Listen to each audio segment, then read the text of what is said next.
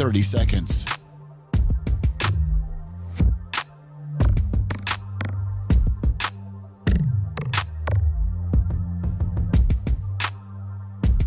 The show will start in 15 seconds, and this is your last audible warning.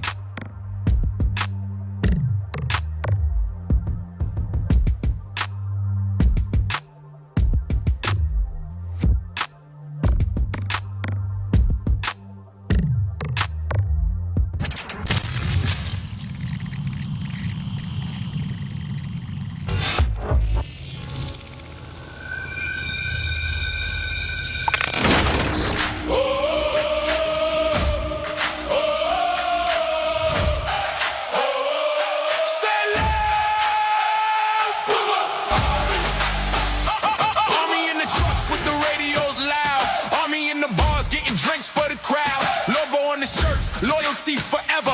Bubba Army strong, yeah, we ride together from the collars on hold to the fans online. Everybody locked in at the same time. Raise your voice, let the whole world see. Ain't no fan base louder than the Bubba Army.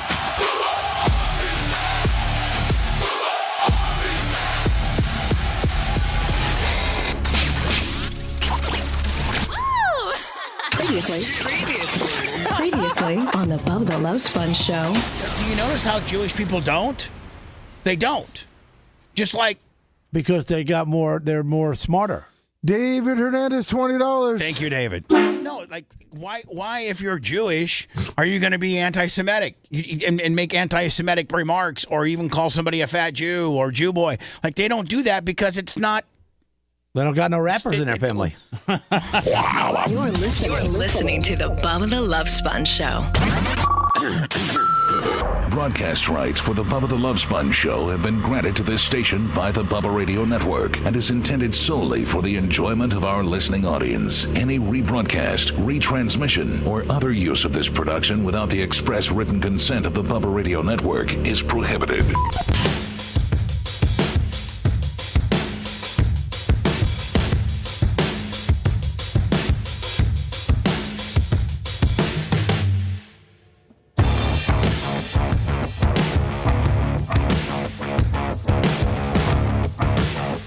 Monday, April 13th, 2026. The Bubba the Love Sponge show. Me, Bubba.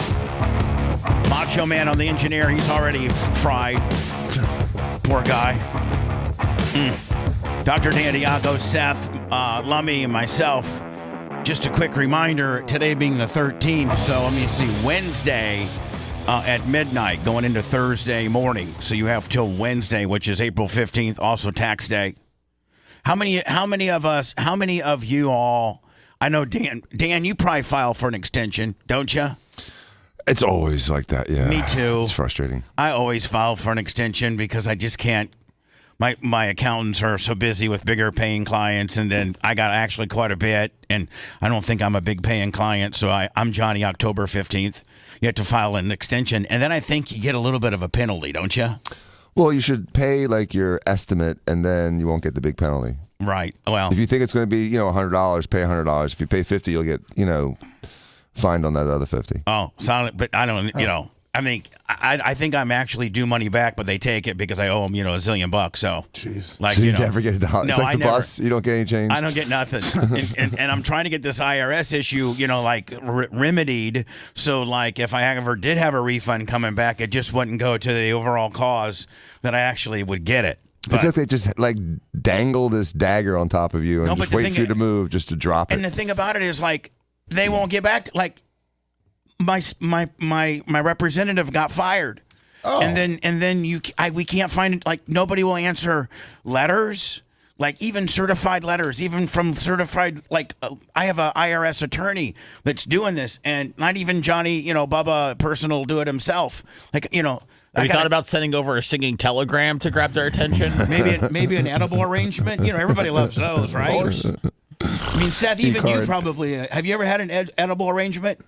No, tell me about them. They're nice. They're good. with the Seth, you've never had you've one? never Guys, had one? I mean, come on, No, man. what do you mean, come on. Everybody's had one of those. I was just yanking your Johnson rod there. No, what I'm saying is like the chocolate covered strawberries. Yes, I and- know. and I'm aware. Oh, The okay. melons, yes, the melon shaped like a flower. I'm So aware. you're saying anytime I get an edible arrangement, I'm like, yeah, hell yeah, that's pretty cool. So maybe I could send but I don't even know where to send it. Do we send it to the one over here in Tampa? I don't know because you can't even get in there without an appointment. So I couldn't even send you with an edible arrangement. They probably think it was a bomb or something like that. Why don't you just make an appointment? Because There's no one to make an appointment to. there's nobody even. You can't get anybody to call you back.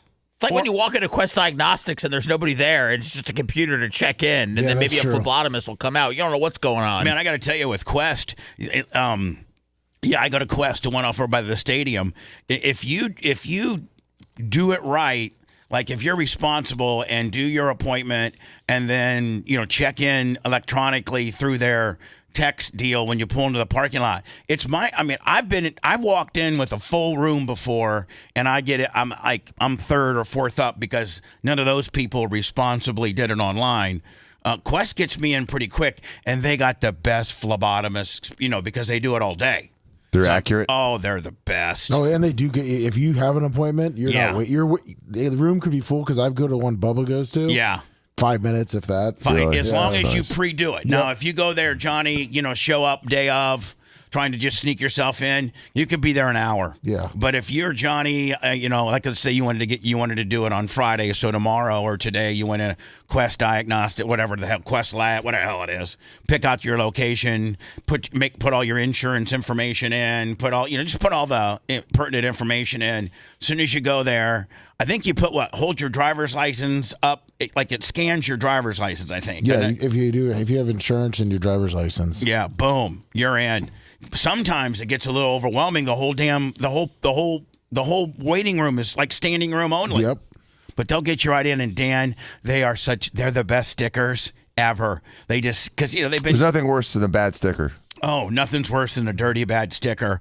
And then they have to make a second approach on you after you've gotten yourself all ready for that poke, and then they miss it or blow through it, and then they got to stick you again. They say men are way worse than women, because men. The veins roll. That's Yeah. why the veins are a little stronger and they'll roll. So you have to really hold them down. Are you good? Are you a good phlebotomist? Oh, I'm a great phlebotomist. I can get blood from a rock, but when it comes to giving blood, like a gold digger. I get blood from a rock. Are you a little bit of a pussy when it comes to giving blood? No, you can stick me 40 times. I just get irritated when you suck, and I get to the point where I could do it to myself better. You're a pretty. I know that when you did the Iron Man in Orlando or wherever the hell it was, that you actually brought your own IV bag and stuck yourself In the car on the way home. Oh my god! Driving, hung an IV bag on the little handle. Did you tourniquet? Did you get? Yeah, the whole 9 yards, dude. I did it with my teeth. Can you imagine if a cop would have pulled you over and you're hooked up to a saline drip? You'd be like, man, I have in all the years of pulling people over, and I pulled a guy over that's got an IV running, right? I was literally in my outfit with my sneakers on and stuff like that. I mean, it was pretty obvious that I was. Well, as soon as you identified yourself as a doctor, he would know that you're not, mainlining some morphine or something like that, right? I would hope so. Anyway, just back to my original topic, and that is you only got about 2.5 days to order and it's pre-sales only. The Fat Man Dunk 3s, I got them up on screen right now. They are the low top, black and white, with the Fat Man dunking a donut, the number 4 on the back, and the Bubba Army on the tag. The sole has the Fat Man Duncan deal, so they make that imprint into the sand if you wanted to. Here's the boxes; they're gonna be super cool. So that and I think the slides they go at midnight on the 15th. They're no longer available, pre-sale only. So go to Bubba Army Merch, Bubba Army Store, and BubbaArmyShop.com and get them while you can. I'll probably be reminding you the next couple days about it. So you can't say that you weren't told. How'd everybody's weekend go?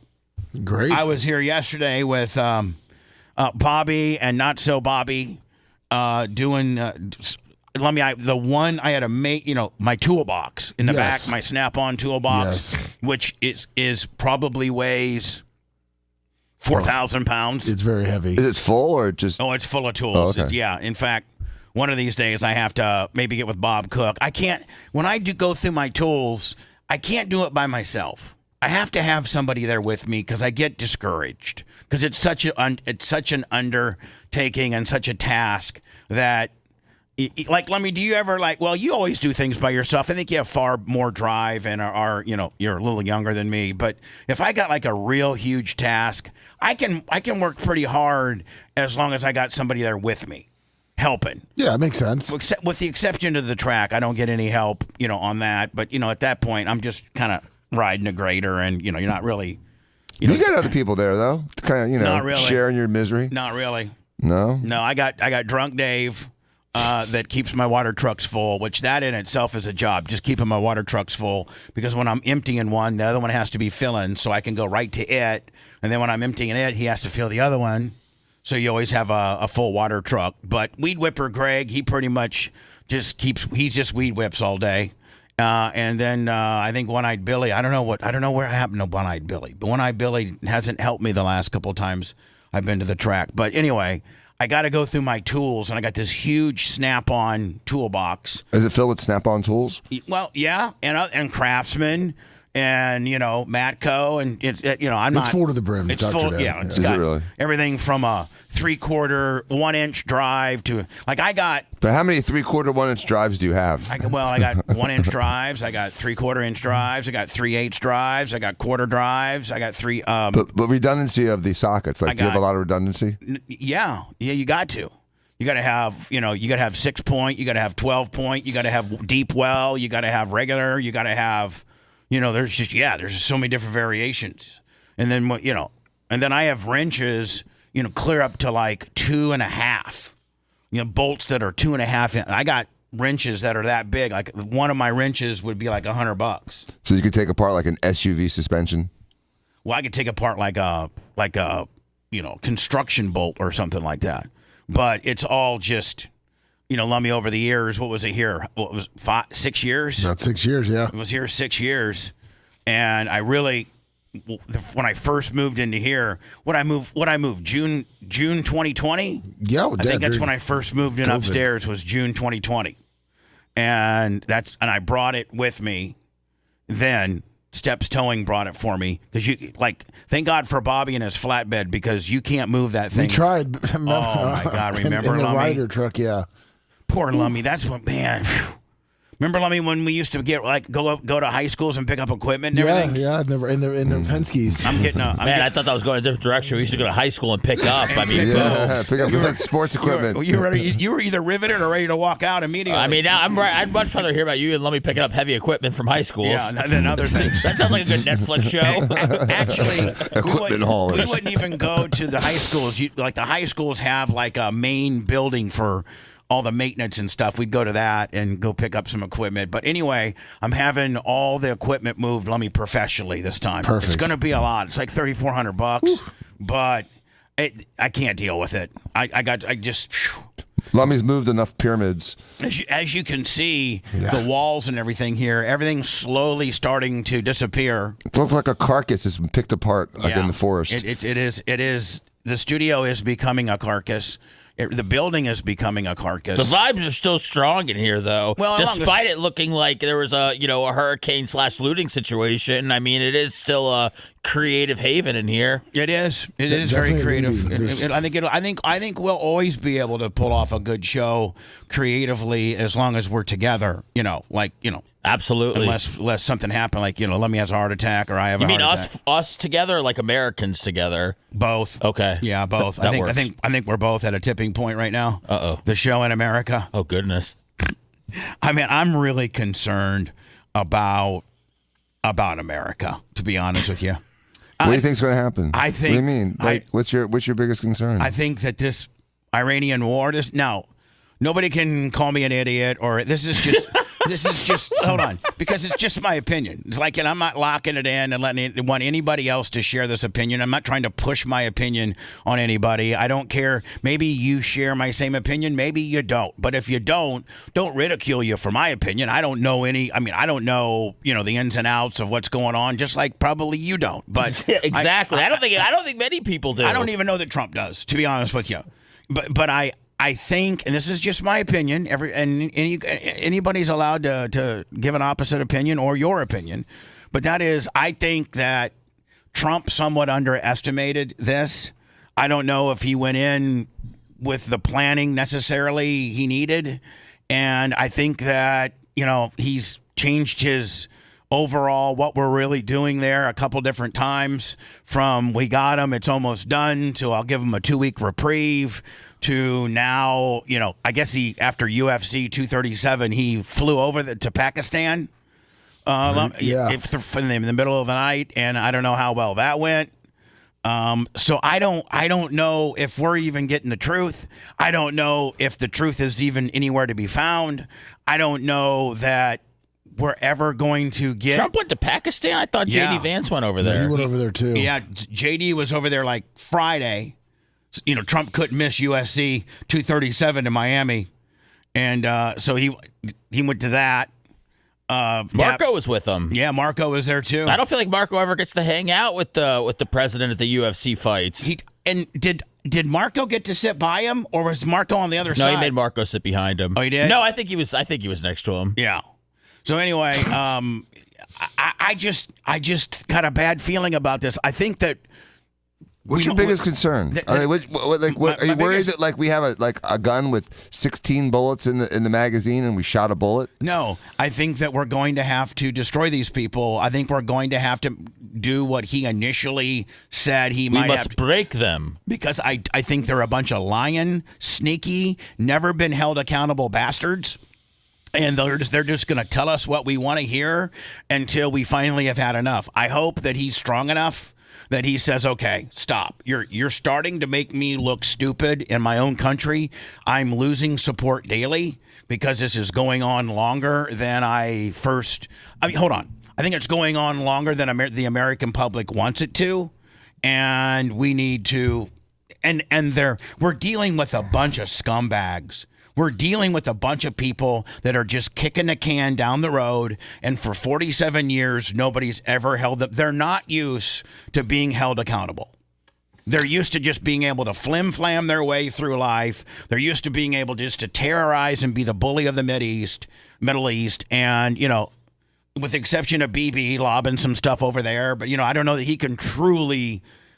Dan, it's like almost you got to cut the head off the snake, because if I don't think we're going to win otherwise. Meaning, I don't think you can negotiate with irrational, with this. I don't think you can negotiate with these people. Regardless of what regime's in there, I don't think that you can negotiate with these people, and they're just going to keep stringing us along until this becomes, very, very much a longer than anticipated gimmick. And every day that it continues to go on, every day that Americans continue to struggle with gas prices and inflation and the cost of this war, I think Trump and our current administration risk losing support. I think they lose support every day. Greg D, $20. Dan, you're as up on this as I am. What's your opinion on it? And with taking a step back and just try to intellectually look at it as the average American who wants to support our president, but can see that you're dealing with some real shit. Are you telling him to take off the MAGA knee pads without telling him to take off the MAGA knee pads? I'm just telling him to take a step back and give me a... Look at it like a real American, he said. I'm just saying, Dan, just give me your opinion. It's multifaceted, and the problem is that everyone keeps looking at this in a two-dimensional way instead of a three-dimensional way. And so there's a couple things you have to balance. Number one is, what was the risk? Number two, the response from us, and then how they respond. And so let's break it down. The risk, they've been dicks for 47 years. They've got their nuclear capacity. They have done a lot of, nasty things to us and countries around them for years. They've been calling for the death of Israel, the destruction of America for years. And I don't understand, because I don't have the data to understand how acute or timely the risk was. Like, were they really about to, do something bad, or it was just a good opportunity? The other part of it, in my opinion, I think it was a good opportunity. That's just my opinion. So, and I don't know if we'll ever know the answers to that, because a lot of that's classified. Now, our response. Now, we literally destroyed them. But the problem is, Bubba, is if there's a machine you're trying to turn off and you kill all the people that run the machine, you can't turn the machine off. And so if you kill every single person in any kind of management, there's no one to negotiate with. And that's a problem, because the people that are negotiating with him don't have the chutzpah to get things done. And they don't understand the big picture. Plus, like you've mentioned, that culture is known to be deceitful and difficult to negotiate with. But here's the other part that you're not seeing, and a lot of people aren't seeing. There's minerals, there's gold, and there's oil, and there's Bitcoin. They're able to make Bitcoin cheaper than we are. You mean harvest it? Harvest the Bitcoins, yes. They're able to produce it. But to get all that, the golden goose at the end of the road, to get all that, we cannot negotiate that. We got to take it. In order to take it, we have to turn it up tenfold what we're doing now. Probably boots on the ground. We've got, so at that point. But I'm not sure about that, Bubba. And here's the other thing that I just have one last, half of a sentence to add to this. The final concern is how oil is traded. And when they start threatening to do a side economy with oil, with like petrodollars or yen or some other monetary denomination, that destroys the value of the U.S. dollar. That is what Trump is ultimately trying to protect. Crude's up to 105, Lummy. Remember we had it down to 96 last. It's 105 as we speak. So WTI crude futures climbed as much as 10% to above 105 on Monday morning, recouping losses from last week after President Trump announced the U.S. blockade of the Strait of Hormuz. Following the collapse of the weekend negotiations with Iran, the restrictions will apply only to vessels entering or leaving Iranian ports starting at 10 a.m. Eastern. Talks held with Pakistan failed to produce any reparations. A broader regional ceasefire, including Lebanon, and access to frozen overseas assets, the key shipping route, has effectively remained closed, and since the conflict began, driving sharp gains in oil and gas prices as rising concerns about inflationary pressures and weaker global growth. Meanwhile, Saudi Arabia said it restored full pumping capacity through its east-west pipeline to the Red Sea along the output from the Manna field. So, does that mean gas going to go back? Go back up? We were down to 95, I think 95 Friday, and it's up 10% at 104.64 right now. So I don't know, Dan. It says here that his negotiations this weekend in Pakistan failed. They're not abiding by any of the. Remember, was it? Oh, it was a week ago tomorrow. A week ago tomorrow, all hell was supposed to break loose at 8 o'clock, remember? Yes, and then 14 days. At 6:53 or an hour and 15 minutes or so before we were supposed to make their concert and make their country into a Kiss concert, they struck some kind of, we promise, we just need some more time, we're real close on negotiations, blah, blah. And we're not. They're just a bunch of liars, Dan. They're just a bunch of bad people. They're not going to give up their nuclear stuff. Right. That's the deal breaker. You can agree on everything else, but they're not moving on that. Which shows you that the last 10, 15 years of negotiations have been disingenuous on their part. They've never planned on giving up that nuclear stuff. No, and they don't plan on it now, even when they're facing the most dire of conditions.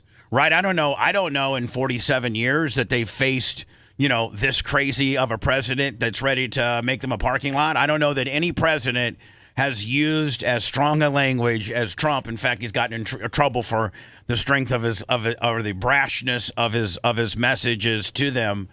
Lummi, I think we did say that to Japan. And what, before we dropped 2 bombs on them? Yeah. Okay. We said we were going to just destroy them. So, okay, but I'm talking about modern day president. That was Harry S. Truman, right? And FDR back in the days when they were just trying to end the war with Japan 80 years ago. Yeah. But it's been that long since we've been this much of a had dick. to pull out this type of stuff. Now, when did this appear on Truth Social? Was this? It was like Sunday. Well, it's like Sunday morning. This is very long. Oh man. I just can't imagine Donald on his phone, typing away. Or do you think he's got an assistant that types? Yeah, he says what he wants, and she sits there and types it in. So there you have it. The meeting went well, but see, we're hearing otherwise. I don't know. Are you sure the way everything's capitalized and stuff? It really. Man, it seems like he really likes to type his own stuff. No, they have a video where he even says he's telling somebody. Yeah, he's like make this upper, lowercase and uppercase. Man, how would you like to be the person that had to type Trump's crazy thoughts onto a phone, because I'm sure that's how they. Or do you think? There's got to be worse jobs out there. I tell you what. Yeah, probably. Probably don't have an aching back at the end of the day. No, I guess you're riding on Air Force One, with catered.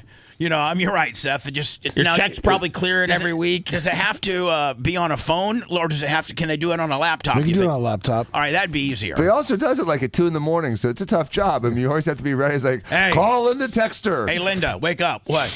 Donald's got some thoughts he wants you to post. Yeah, but I was sleeping. I don't care. He's shot out of a cannon. He's on Air Force One right now. He wants this up on Truth Social immediately. Hit that caps lock.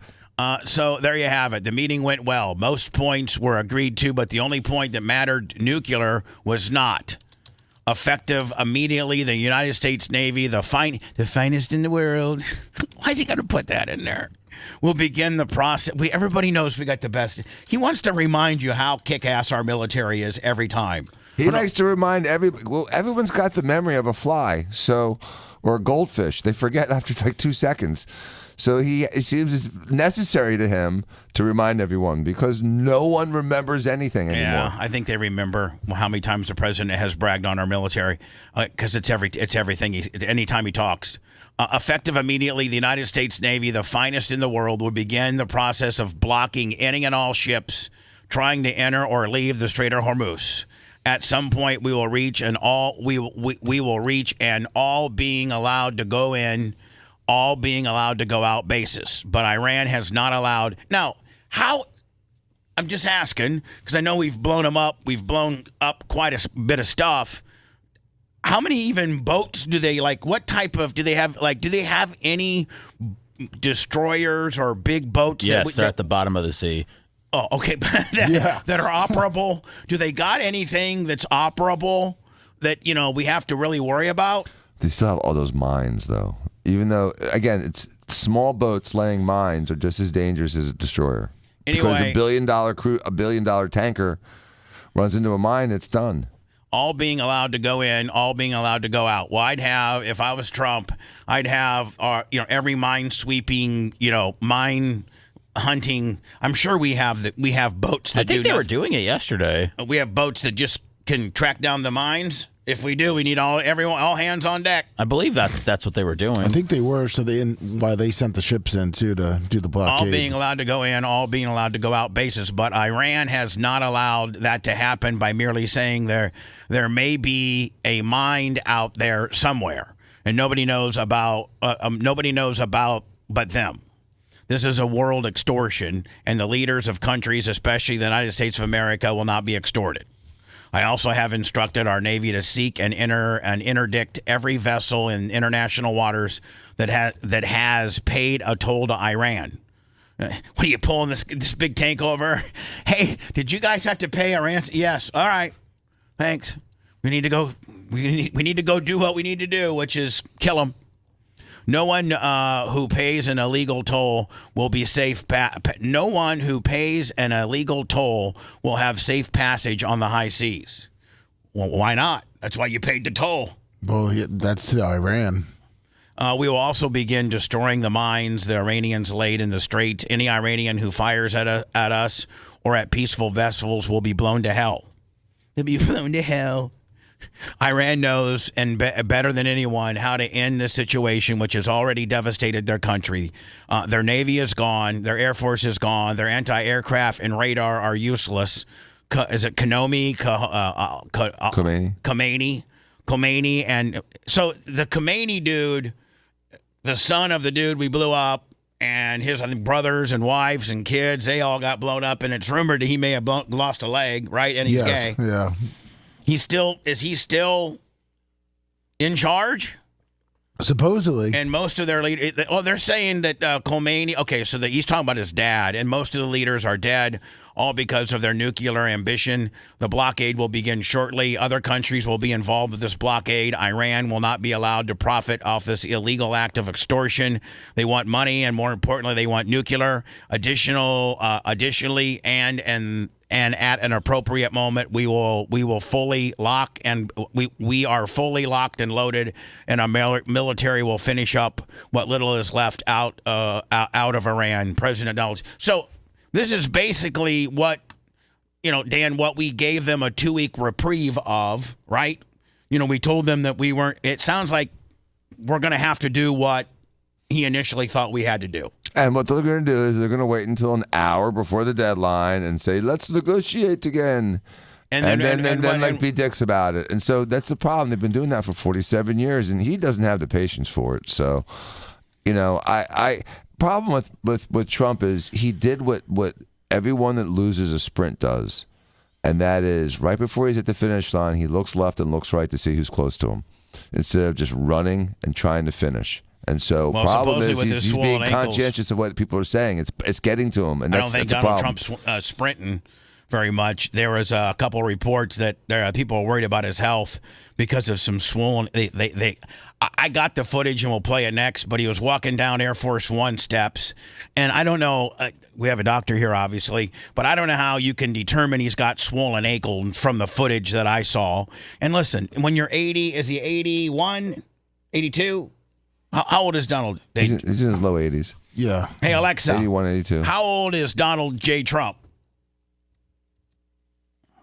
Old girl must have needed. Sorry, I didn't get that. Yeah. The internet isn't reachable.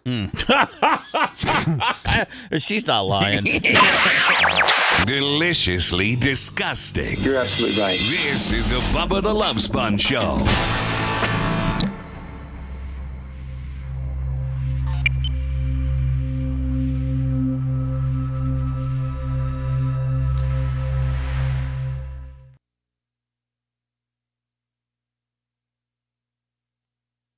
Is coming up. Yeah, when is his birthday? I have no idea. June 14th. What? June 14th. Oh, it's coming up. Wow, that's a good day. Juneteenth. The true Juneteenth.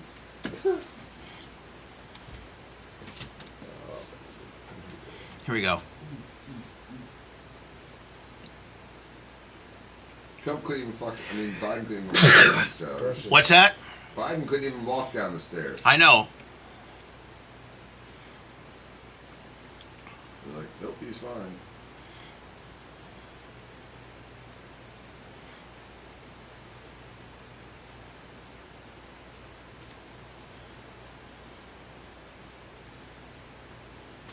Like I said, he could walk on water. Like, oh, he can't swim.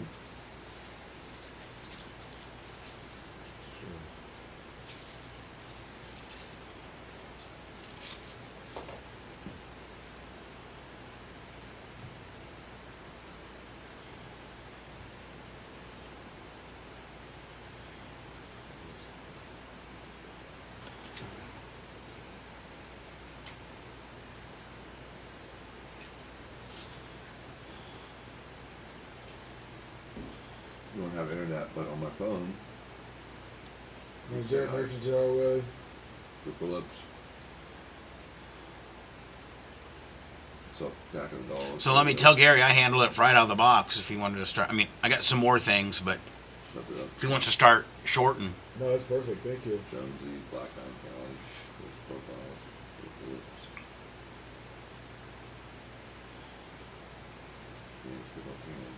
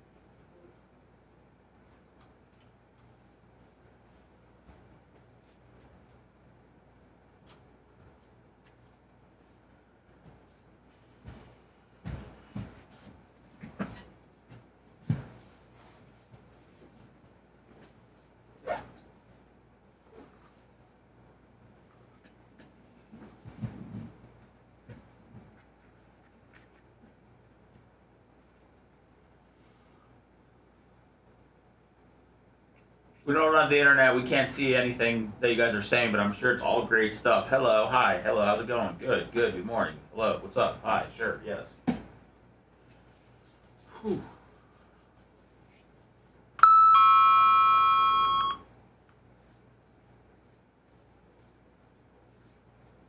Jonesy said you were correct. Seth. What's that? Jonesy said you were correct.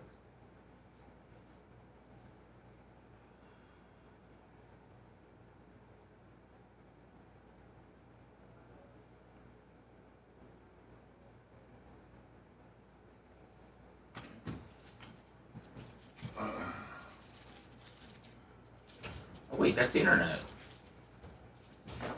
You got it? They got a little something in there. That's what it did. Mike, thanks for having me. To all your viewers, This is a little bit of a... sir. So, what is your reaction? You don't know?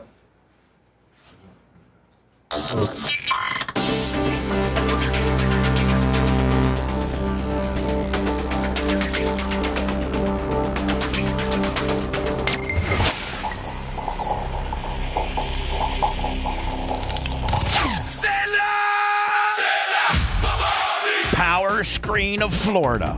Rock solid and rugged quality. Power Screen of Florida, the experts in design and manufacture of crushing, screening, washing, grinding, and recycling equipment. With locations in Florida, Georgia, Texas, Dominican Republic, and Central America, there's got to be one near you. Real simple to get a hold of them, my friends. PowerscreenFLA.com. Power Screen of Florida. Rock solid, rugged quality. The Bubba the Love Sponge Show, listener supported via PayPal, Venmo, and Cash App. All at the Bubba Army now returns.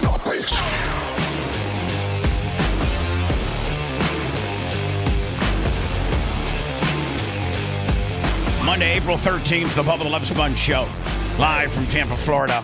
Just mere minutes from the Tampa International Airport, at least till we move studios. I don't know if Macho Man's monitoring or not. Macho, what? Give me best case, worst case. I know you were over there on Saturday to the new studios. One, were you impressed with the progress that Bob Cook and others have made? And two, what do you think best case, worst case is? Because when we make the final move of, the furniture and stuff like that, we're going to have to take a week off. And what's your prediction based on what you saw? As in? I'm sorry, I'm dealing with our internet outage thing. Yeah, no, like best case, worst case, as to when we could potentially be broadcasting from there? I'll have to get back to you. Would you say June 1st would be a realistic hope? I would hope by the end of May, mid-May. Yeah. So June 1st is certainly probably in play. Correct? Sure. I'll let you go. I can tell that you're not wanting to be disturbed. You're back there wiring stuff up. We can't figure out what's going on here because our router keeps getting burnt up. And I'm on with Boogie right now trying to troubleshoot. Oh, okay. Sorry, I didn't know you're on the phone. See you later. Bye. Like I mentioned earlier, Lummy, because I found the website that monitors, by the second, the price of futures, everything from gasoline, heating oil, gold, silver, copper, soybeans. Yeah. God, steel, $3,082. Is that a pound? Is that a ton? Is that a ton? It's like a metric ton, probably. Lumber's $575. What is that, per 2x4? I don't know. Iron ore, gold's almost 5,000 an ounce right now. I know. All that gold that Dan wears, walking around with about $100,000. So, like I said, Lummy, there's an article just popped at 5:06, I think, this morning. Oil prices soar as Trump's Strait of Hormuz blockade to start in hours. Wouldn't you think that would make oil go down because Trump's taken control? He's going to block it and make sure that everybody's allowed to come and go freely. Like, wouldn't that make the oil prices go down? And supposedly a bunch of oil takers are coming to the U.S. to fill up. All the empty ones are coming to fill up, and then they're going to sell it to the other countries. They're going to come buy some of our oil. Yes. Yeah, it's a racket.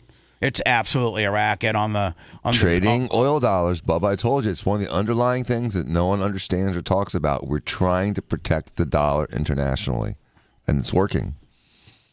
It's more important to us over the next 30 years to protect this dollar than it is whether or not people are upset at Trump for a 45-day war. Well, I don't think it's going to be 45. I think it's going to be more like 60. You think in 15 days we'll be done with it? Yep. In 50. So by one way or the other. By May 1, yeah, we're done. I think so. When you say done, what does that mean? That means missions accomplished. Not everyone's out of there. We'll stay in the region. We've been in the region for 50 years, but this quote-unquote war will be done in 2 weeks. Trump limps and 1 day. Trump limps downstairs with swollen ankles as health fears soar. Clearly not well. First of all, I've had swollen ankles before when I was a little heavier. And ant bites? And I wasn't going to die, I don't think, but I'm also not 79. And it says U.S. President Donald Trump has sparked new health fears after a worrying video was shared online. On Saturday, Mr. Trump appeared to struggle as he descended the stairs of Air Force One before attending UFC 327 in Miami. A number of people expressed concerns about the president's physical condition, claimed that he looked like he was struggling to make his way down the stairs. Some even claimed that he had swollen ankles. Check out how swollen Trump's ankles are, a journalist says. A commenter replied, on his last legs, literally. A third added, holy shiz, Trump's ankles are enormous, a clear sign he's not well. Trump has always denied suffering from any health issues. Now, here is the video in question. Biden used to stumble down the steps. It's really tough to judge a president's health based off of how they walk down the airplane steps. I wish I had a president that, like if Dr. Diaco was president, he'd just get on the railing and slide down like he was, like a degenerate, like a 13-year-old at the mall going down the escalator. They need like a slide, like it's emergency landing. That's what they need. That's how they need the president to get off the plane now. Yeah, like a pimp. So into a big bowl of balls. Yes. I don't know that you can really make a determining. Let's watch him walk down. We got a doctor's perspective here.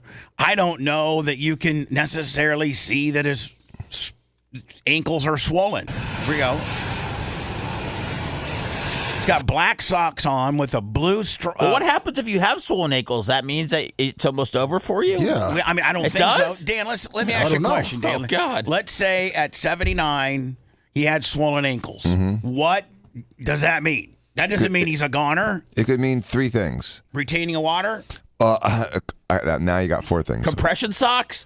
Well, compression socks would help correct it, but it's either he has inflammation, heart failure, or he's just sitting around too much with his feet down because he's traveling the world, having meetings and conducting business 18 hours a day. Oh, he's not getting enough steps in. It has a busy. It's not a matter of steps. It's a matter of like when he flies from D.C. to Miami or from Miami to Europe or the Middle East. Those are long periods of time where his feet are just dependent. And you're not in a normal atmosphere. You're in a compressed airplane. Right, you get swollen. You're not. That happens. You're not on Earth's ground. You're not on ground level in normal atmosphere. You're in a pressurized plane at 41,000 feet. So if you have swollen feet and you're short of breath, you have heart failure. He didn't have that. He's just got swollen feet.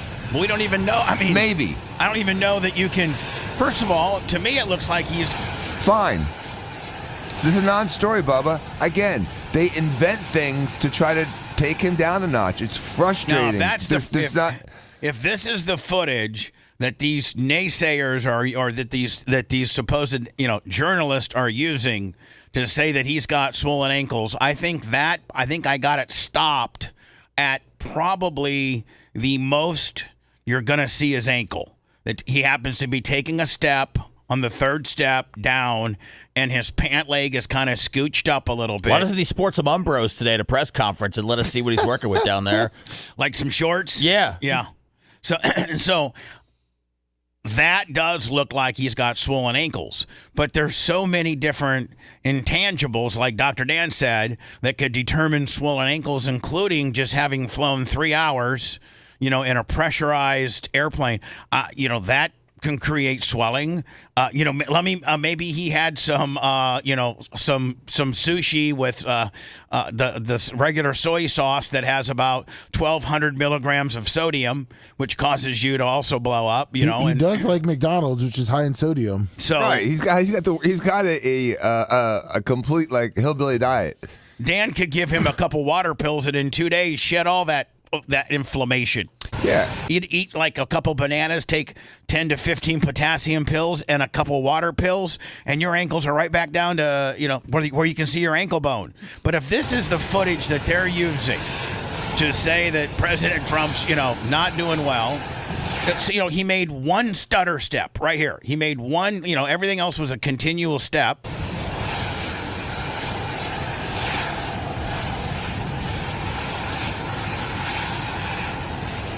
And I don't know why, with with all the advancements that we have in things, and with the, whether it's Biden or whether it's, whoever, I don't know why we don't have a more efficient way to get him in a plane, like a little escalator gimmick, regardless of how able-bodied you are. It just.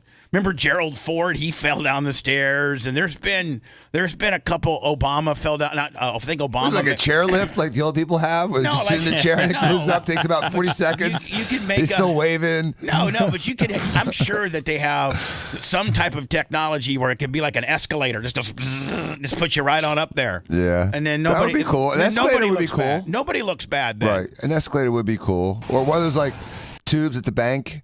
You know what? If I was just suck them right up. If I was Trump or the president, I'd be like on the Stairmaster, just really kicking ass. And so every time I went up the stairs, I ran them.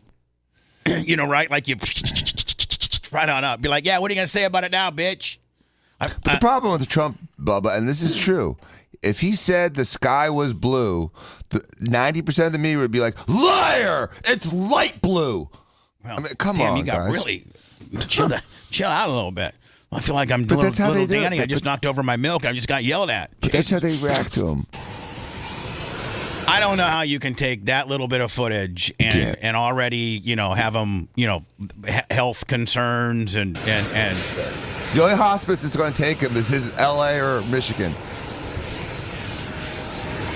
So that's it. I mean, like that's pretty much a Wisconsin. A non-issue. A non-issue. Whew, this is so sad. I don't like. You know what? I don't like horse racing because I think it's mean to horses. I do. I think it's mean to horses, and all too often this happens a lot. This happens probably more than it's reported.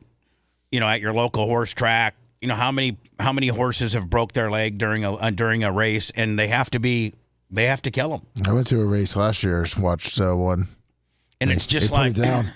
It's just right there in front of everybody. Well, it's right there. They don't do it right during the front stretch. No, well, it was in the back. Gentlemen, they take him back to the stables, and then they have like a little medical area, for them to get checked out, and then that's where they literally euthanize them right then, because they say that the pain and suffering for a horse that has a broken leg is just, and I don't think a horse can rehab a broken leg. I don't think they don't heal, apparently. And so this is such, I don't know, man. I'm just not big on horse racing. It seems like it is cruelty to animals. And, I know it's big money, though. It's big money. I mean, Ocala is pretty much based on horse. I mean, it's the horse capital of the world. People don't realize. People think that Kentucky is. There's conflicting reports that Ocala is indeed the horse capital of the world, as it has more horse farms and more horse facilities per capita than Kentucky. But this horse goes out and wins the race. Wins. And then in winner's circle, his two back legs just gave out, like he was doing a wheelie, like he was kneeling, and they had to take him out back and kill him.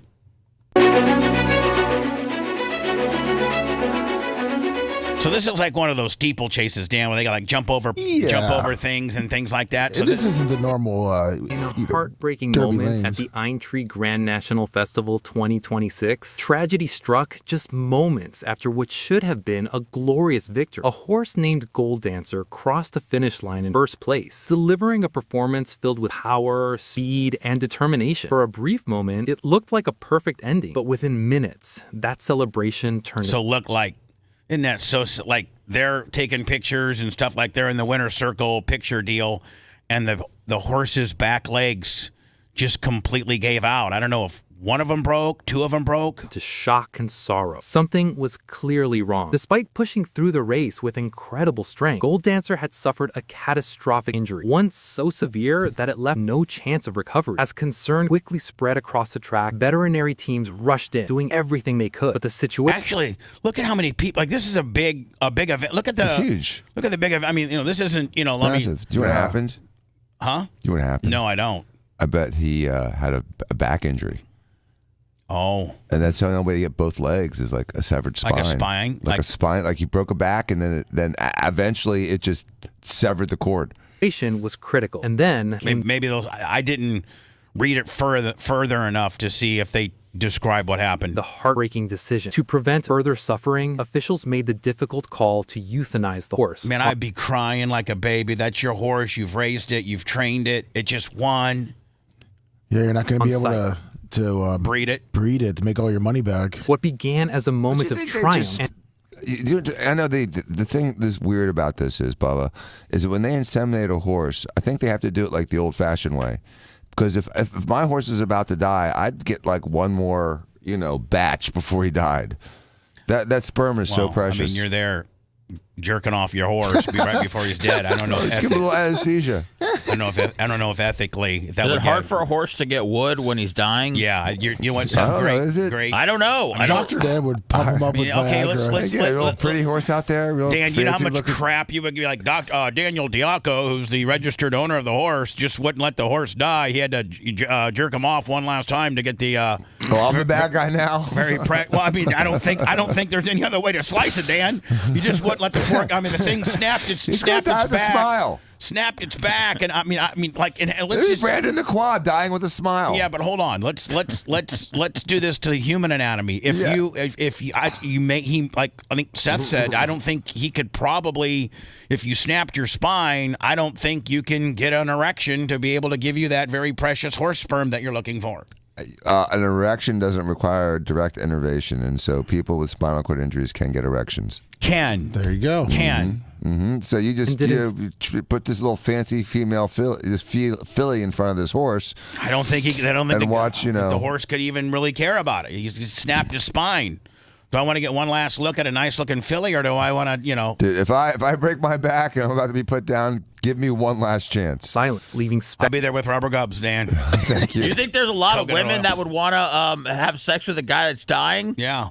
She could be like, hey, listen, you know what my claim to fame is? I am the last one to bang these guys before they die. Before he died. Spectators, trainers, and viewers around the world stunned. This devastating incident has once again ignited a growing debate surrounding the safety of horse racing, especially at high-intensity events like the Grand National. Animal welfare organizations are already Peter's going to have a heyday with this, raising their voices, calling for stricter regulations, and questioning whether enough is truly being done. I gotta tell you, that's a big-ass jockey. Maybe the jockey was too big. Yeah, that's the problem. He looks like a big guy.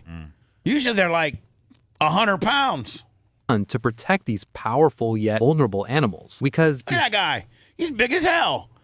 Snap the horse's back. Behind the excitement, the cheers, and the tradition lies a reality many prefer not to see. Gold Dancer's story is a poor thing. Look at him. Painful reminder that in this sport, the line between victory and tragedy can be incredibly thin.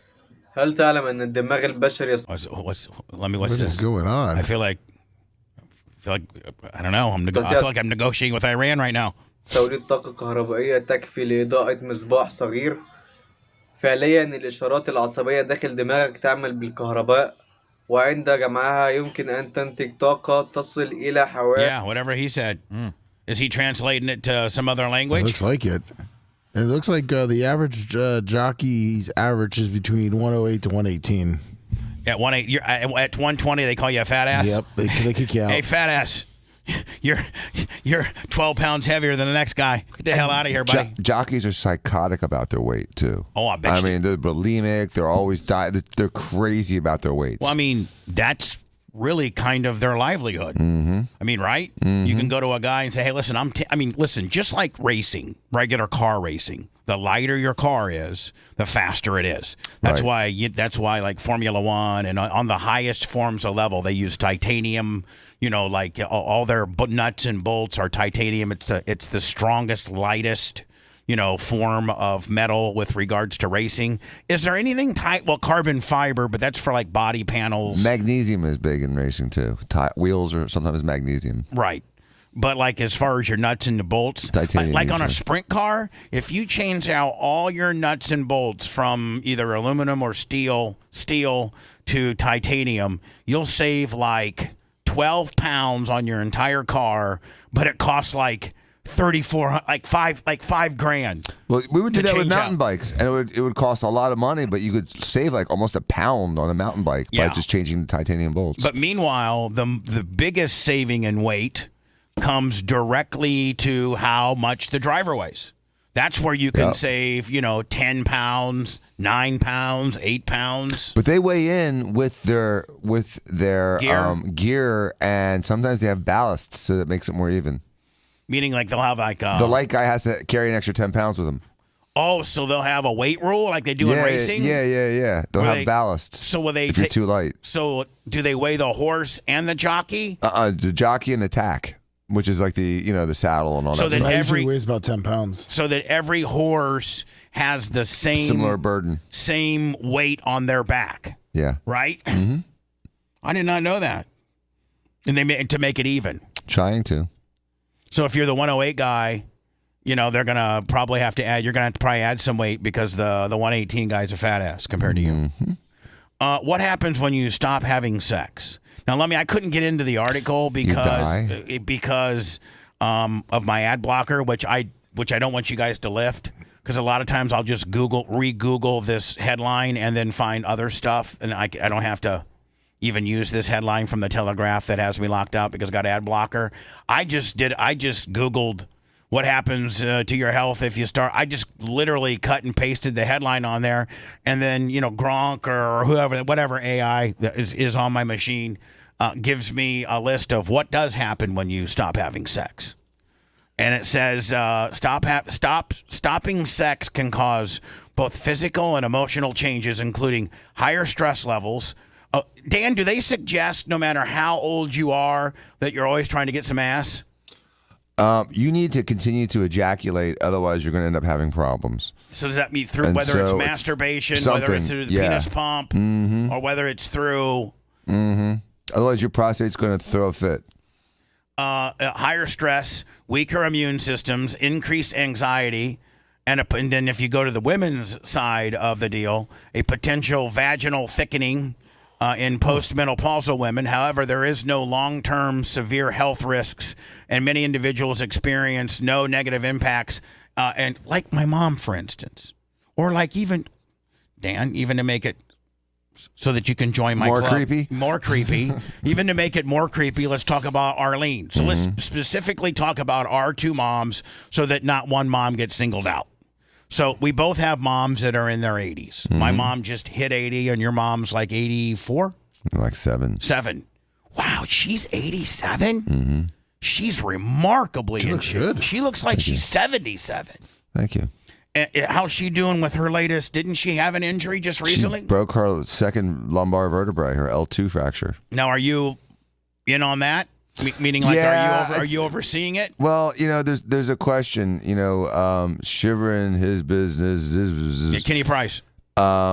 Recommended something called a kyphoplasty, where they inject cement into the bone and it solidifies it, and the pain goes away immediately. But there's some side effects to it, and for some reason, the doctors here in Tampa Bay are really a little bit more reluctant to do that. Now, she's seeing another doctor this week that's going to make the determination of whether or not she's bounced back quick enough, or they need to do that, because she's feeling better. I mean, we had Danny's confirmation on Saturday, and there was a guy with a walker, and she's like, "I think I need a walker." I'm like, "No, you don't, Mom. Don't be a pussy." Oh, that's good. And so she says, "I left the walker in the car," and she did the whole thing with Danny without a problem. She's a stud. So at 87 and my mom 80, does Janie and Arlene need to be, flicking the bean a little bit? Well, I don't know. I mean, your mom and my mom had a different last 30 years. My mom stayed single and has been pretty much celibate since I was a kid.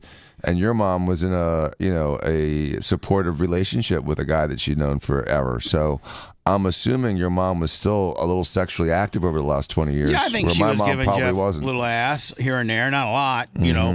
I think Eddie had some urinary issues with regards to kidney stones and various things like that.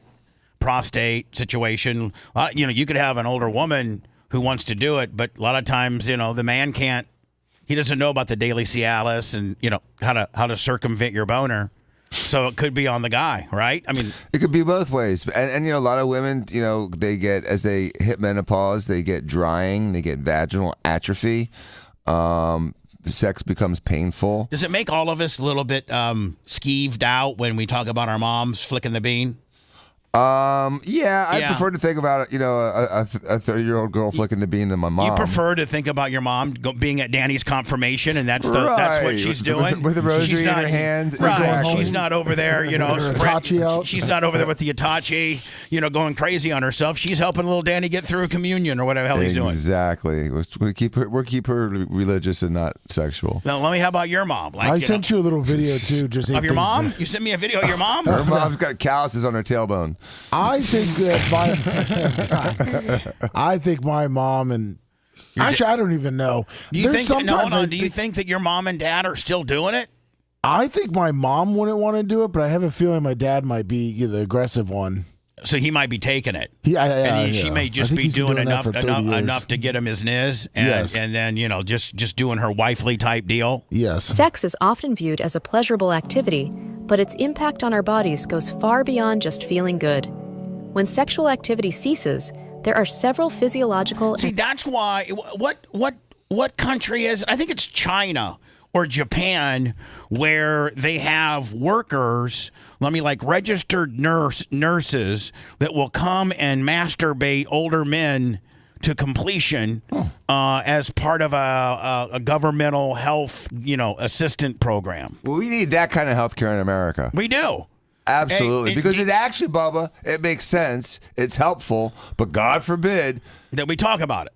Or we get it done. But can you imagine, you're Tracy and you're, 45, 50 years old and you're a nurse and you got your duty for today is to go over to the assisted living facility and masturbate 10 guys. I think the medical community would be more accepting of the necessity to masturbate older men so they don't get prostatitis. Yes. Than cutting off young boys' penises and girls' breasts. Yes. Because they're confused about their gender. And can you imagine? I'm voting for the first one. Can you imagine Seth, what about Grandpa Fred over there at the assistant? Hey, Fred, guess what today is? What? Today, Tracy, the 45-year-old nurse, comes over. It's she jerks you off. And she's doing two at a time, one at each hand. Well, no. Let's make assembly line. Dan, let it be a little more passionate. Let's send really? Like candles and music? Well, no, but let's send multiple nurses to. Let's not do ski poles and stuff like that. Let's just really? Let Grandpa Fred have his. Do you get a choice? Do you get to choose? Well, I mean, not really. We got this ginger, we got this blonde, we got this brunette, we got an Asian girl for you. Unless you get one that really knows how to take care of you, you'd be like, I'd like to have her back. She was the best I've had so far. It'd be like a masseuse. You'd get attached to it. They know how to touch you the right way. I mean, I'd want my regular. I'm all for it. Psychological effects that might surprise you. Here are 8 things that happen to your body if you stop having sex. There you go. This lays it all out for me. You ain't got to read it. 1. Increased stress levels. During sex, your body releases feel-good hormones like oxytocin and endorphins, which help to lower stress and promote relaxation. Without regular sexual activity, you might notice an increase in stress levels and a reduced ability to manage everyday pressures effectively. Yeah. I mean, every one of us dudes right now can say, no matter how stressed out we are or whatever we got going on in life, if old girl does a job for us in the middle and gets us a nice relief, man, it just. It's just oh my God. Sex feels good, everybody. Yeah, you heard it here first. You heard it here first. It's groundbreaking. It's revolutionary. Weakened immune system. Dan, does it really have something to do with your immune system? Yep, because the stress hormones that are released when you are stressed and not relaxed, like cortisol and things like that, make your ability to fight infections go down. There you go. Just that people who have sex frequently produce high. Look at these two oldies trying to levels of certain grab ass on the beach. Bodies, which help in fighting off infections. Grandpa's gonna take it and bend her right over the. My dad does, I bet. Therefore, I bet your dad. Oh, hold on. Abstaining from sex could potentially make. Oh, is that a nurse? No, it's his wife. Oh. You more susceptible to illnesses. That's what I'm never sick. 3. Decreased libido. Ironically, not having sex can lead to a decreased desire for sex. Yeah, you don't have it long enough that you forget about it. This is because sexual activity promotes the production of sex hormones like testosterone and estrogen, which drive libido. Without regular sex, these hormone levels. And it shows all these people just miserable. Look at them. Might drop, leading to I think they just found out they lost their entire life savings. Reduced interest in sexual activity. 4. Cardiovascular health. Maybe for a fat guy, that's why my heart's been so good, because I've blasted a lot. Good point. My heartbeat does get up, elevate a little bit when I'm really going to town.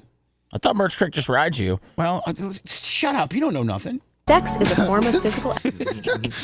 What are you doing? Horses' heart rates go up when they get ridden. What are you doing, an Iron Man over there? No, but I'm just saying, getting ridden I can elevate my heart rate when I'm getting ridden. No, I'm sure you can. Yeah. I just didn't know if you were doing a lot of heavy lifting over there. I'll go doggy every once in a while. You got a great position. Merch Quick weighs like 100 pounds. Yeah, there's nothing heavy she about weighs that. 110. And regular engagement. I mean, she's absolutely, literally, I'm the thoroughbred, and she's the jockey. She rides it out. Oh, she is a little jockey. Sexual activity. She's my little sexual jockey, hers is. Can contribute to cardiovascular health. It increases heart rate and promotes blood circulation. Hell yeah. I'm buying her a horsewhip. Without this natural workout, start whipping my big ass. Yeah. You might miss out on these cardiovascular benefits. I can't go any faster, honey. Trying to make this last a little bit. 5. Mental health. This is where it gets you right here in the head. Mental health impacts. Sexual activity contributes to emotional well-being by reducing anxiety and depression through the release of endorphins and other neurotransmitters. The lack of these positive hormonal boosts can result in mood swings, irritability, and even depression in some individuals. All right, that's enough. So it looks like in Japan, there's a company. Well, this is just one of the companies called Dan, I'm White telling you Hands. right now, if they would make this legal, if we would make this legal in America, we could round up some investors and really have a corner on the market. You know what I'm saying? The jack-off crew. Yeah, they named it White Hands. It looks like it does disabled people. Hold on. They named it what? The company's called White Hands. White Hands. Nice. And they're sexual therapists for the disabled and elderly. There you go, sexual therapists. Wow. And they send the crew of the White Hand girls in. More on called Golden Hands. Well, whatever. The golden whatever. ages, it's perfect. Does it have pictures of them on the website? Let me. Do you get to pick which nurse? Does your family go to whitehands.com and you get a It's pick? hard to read because it's all in Japanese. Whitehands.com, and then you could order, like Seth, you could order up something for Larry. You know what I'm saying? Can we order something stateside, Lummy, or do they keep it within the confines of Japan? Or you can't really tell right now. It looks like it's in the confines of Japan. We'll pay travel fees. We need to do some medical tourism. He's hit the rattler. What comes next? We can only guess. The Bubba the Love Sponge Show returns after these words.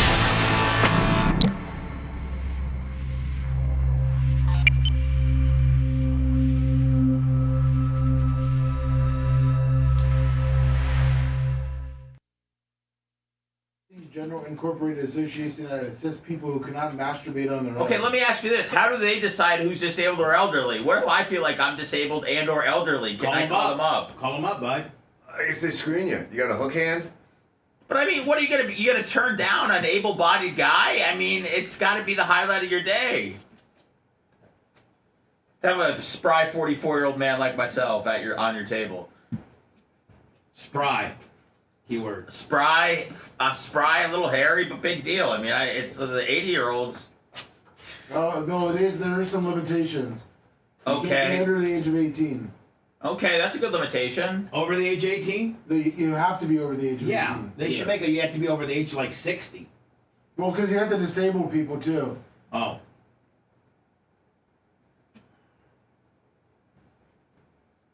Man, that's really cool in Japan.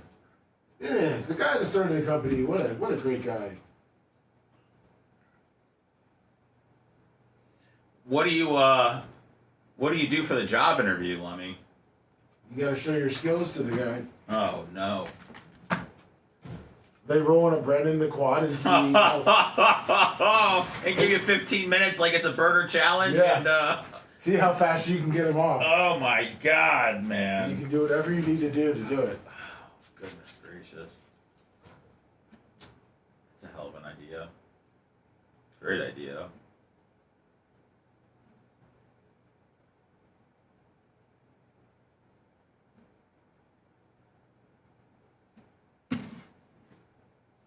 Gotta imagine there's some pervy bukkake guys that are placing some orders. Bunch of pervs.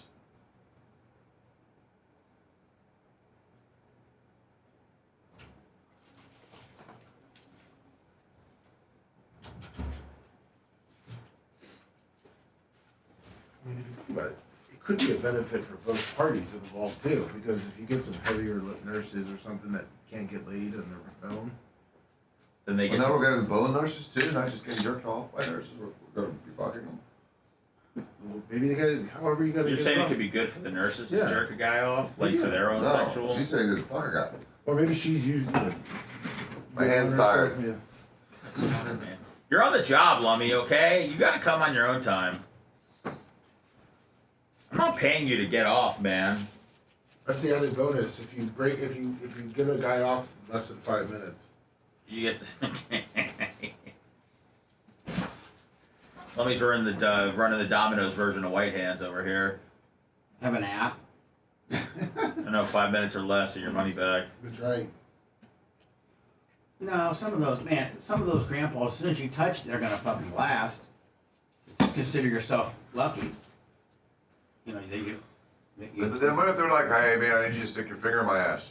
well, that's extra. You gotta let them know ahead of time. Yeah, we have a menu that you have to fill out. Yeah, on the app, you just get a little drop down. Balls, maybe you like your balls tugged, maybe you like your fucking All right, you know what? It's not a whorehouse. It's medical. You're gonna get milked, and then you're gonna get fucked out. You can throw in a prostate check. Prostate milking. Yeah, You can throw in a prostate check twisted. with a jack off. That's a combo deal. That's like I mean, Lummy's the one that's looking to open this up. Listen, Dr. Dan, Bubba's behind it. I mean, let's go full board. There's a lot of disabled people here. Can you imagine all those disabled people, mental disabled people out there? Why don't we just do a thing about milking prostates? Why don't we just milk prostates?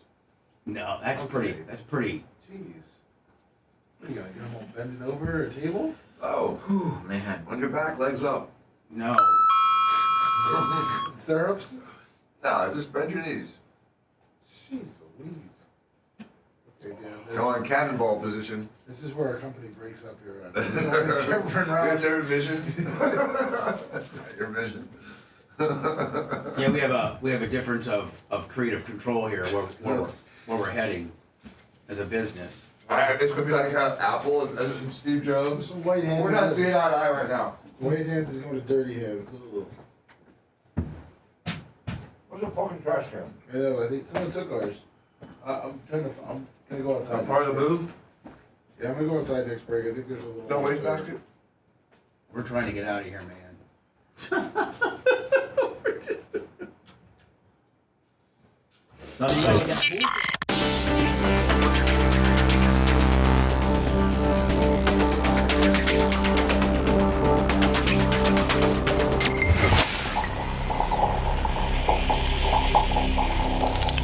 Splintered memories looming up out of the time fog. Lost somewhere between fiction and reality.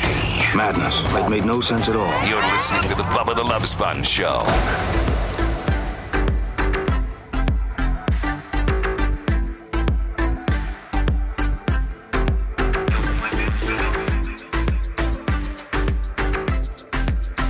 Monday, April 13th, the Bubba the Love Sponge Show. More Strait of Hormuz talk. Sorry, not trying to be over political today, but it's pretty much, affects each and every one of us where this ends up. I think it affects each and every one of us with regards to gas prices. It affects each and every one of us with regards to potentially inflation. I think have eggs gone up? Have what? Have eggs gone up? I don't know about eggs, but I think that the grocery store. No, we've not really got any relief from the grocery store, and I know that the GTB. I know all the economic indicators are not really as healthy as they need to be right now. I go to the grocery store every Sunday, and prices have not come down in the last 5 years. None, except for eggs and milk. Eggs and milk, but everything else is especially meat.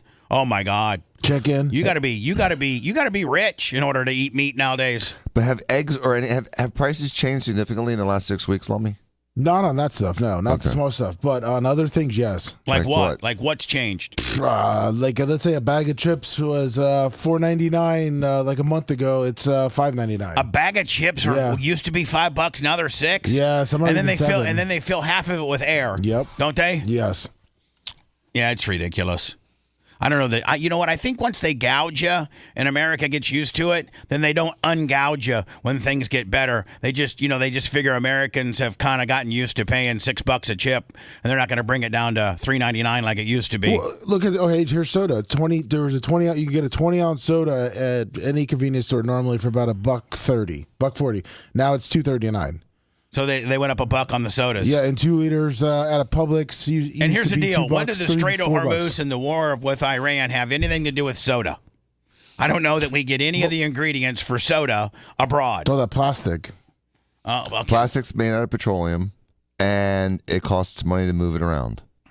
So it's transportation is where you get hit. That's why inflation, and a lot of the inflation that we had from the Biden era was secondary to fuel pricing and costs of transportation going up. I priced out some airline tickets, Lummy, for my annual trip to Indiana, and oh my God. You looking at Frontier now? I don't know what I'm doing. I don't know what I'm doing. Drive? Other than Would you drive? I'm not going to drive, but you can't have much. Or time to train. You could train it up. I'm not driving or training. You want to train? No, fun. Stop. Why? I mean, but what I'm saying is, let me. Well, if like as fuel prices go down, I think the airline, I'm holding out. I'm like, usually when you book early, you save. But I'm holding out because I think right now the ticket price is determined on whatever they're paying for fuel, jet fuel, that is. All fuel's going up. But if we can get some type of remedy, Dan says within 3-4 weeks or so, and we can get prices on fuel down, then I think that jet ticket, I think that Southwest direct flight to Indy changes if they're not paying $7 a gallon for jet fuel. If they're back down to $4.50 for jet fuel, then maybe that ticket goes down. I'm hoping. So I'm not booking any tickets until we have some type of rhyme or reason. The U.S. and Iran remain what some experts... Now, J.D. Vance didn't really. I think he came back. He went over there first this weekend, or like on Friday. Yeah. Trump flew over on Saturday night. I'm seeing reports now that Trump, when he left, he planned on going to Pakistan, but I guess the plans fell apart because the negotiations fell apart. So then he pretty much turned around, landed in D.C., and put that post out that... Oh, so he didn't go to Pakistan? No, it looks like the plan was, and it looks like they pretty much... So because J.D. Vance came back and said, I got nowhere? Yeah. And so Trump's like, yeah, I got to think that flying to Pakistan, even on, direct U.S.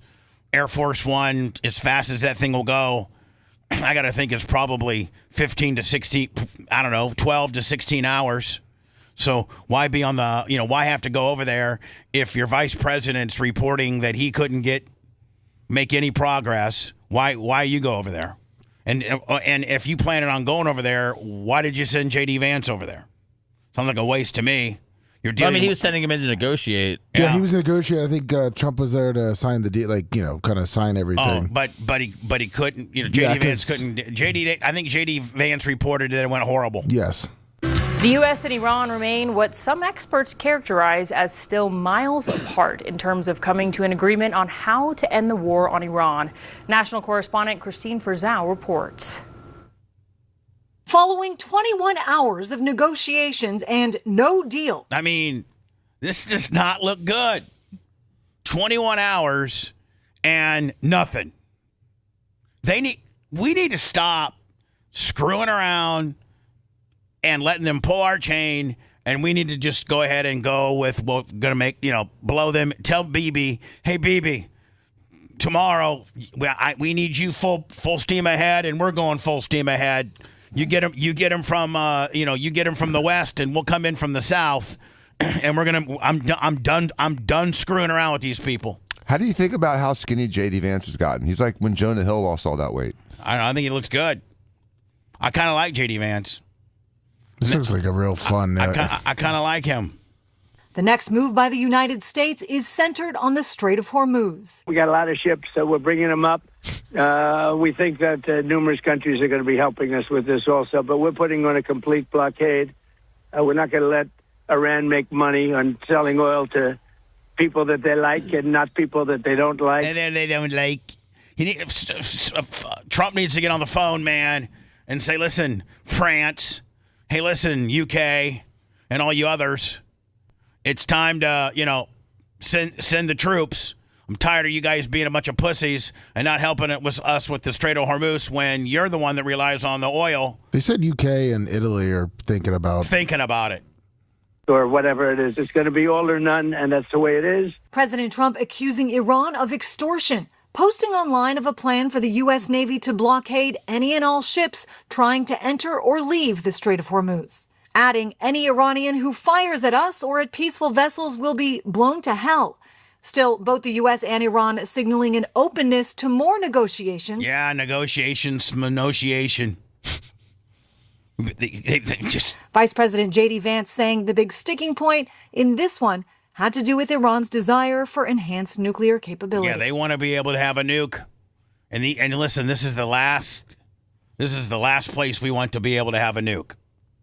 The bad news is that we have not reached an agreement, and I think that's bad news for Iran much more than it's bad news for the United States of America. They really were miles apart. The Iranians were not willing to give up their nuclear production. They weren't willing to give up holding the Strait of Hormuz hostage. Which are like number 1 and 2 on our what we need to get done charts, isn't it? Opening up the Strait of Hormuz so that people can travel freely and not pay a toll and not have mines and then, not having nuclear capabilities or long-range ballistics. That's like 1, 2, and 3. Like, right? Like, we cannot wiggle on any of that. That's the whole reason we're there. I don't think they realized that the Strait of Hormuz was going to be held ransom like it is, and as effectively as it has been.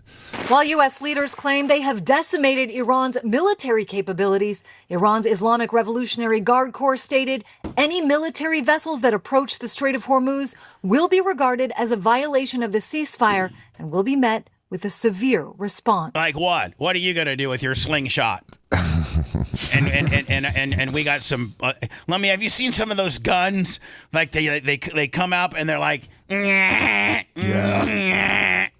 like 1,000 a second or 5,000 a second. Yeah. What happens when we start shooting at your crappy ass rafts that you're bringing? Your little fishing boats. Former Secretary your little John boats with your 85 Mercuries on the back. of State Antony Blinken saying, while there have been tactical successes, Trump's war has been a strategic failure. What are we left with at the end of this? We're left with a regime that's still in place with a younger, albeit maybe injured Ayatollah. We're left with Iran. You know what? We need to kill this guy. Blinken? This guy right here, the injured Ayatollah. I thought Blinken keeps, No, I don't care about him.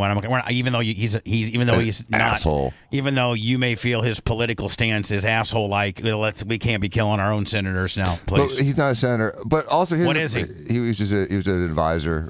Still, he's an American general. citizen with an opinion. We can't be killing him. But anyway, the problem is, Bubba, if we keep killing people, then no one's going to have the chutzpah to negotiate because no one's going to have power. This guy's chutzpah has gotten us right where we are. This guy needs to be dead. Yeah, this peg leg son of a bitch. Who likes to whatever. Yeah. Whatever, whether he's into pagan or not, I'm not going to judge him on that. I'm just going to judge him on his ability to keep stringing us along. I'm not going to gauge him for any other thing like that. Still holding on to the highly enriched uranium that it had before. We're left with an Iran that is battered, still has missiles, fewer. Now, what happens if we bomb their uranium facilities? Do we create a nuclear war just by hitting it? Like if it can become a dirty. That's a good question. So it can become a giant dirty bomb, or if it's done correctly, it just gets buried under glass. Yeah, but it also, like if you so it depends. Really, the only way to efficiently get that uranium out is for them to agree we can have it, and we have to harvest it or mine it correctly. Right? Just retrieve it. It's already harvested and mined. It's just retrieved. But if we don't retrieve it, we need to bury it under, like we said, just thermal glass. But it can rebuild the production capacity. And, of course, critically, a new huge advantage, the Strait of Hormuz. What remains unclear. Have you seen the, I'm sure you haven't, but the Iran, they're putting out those Lego AI videos. What? Yeah, they've been doing this. You got one for me? I just sent you one. This is their latest one about the. Is this their propaganda? There's remember the one video we saw that had like this big missile that they shot off, and then it went up through the clouds, and then it came down, descended through the clouds, and it hit the Statue of America that had like a goat's head on it, and then it showed the Statue of America.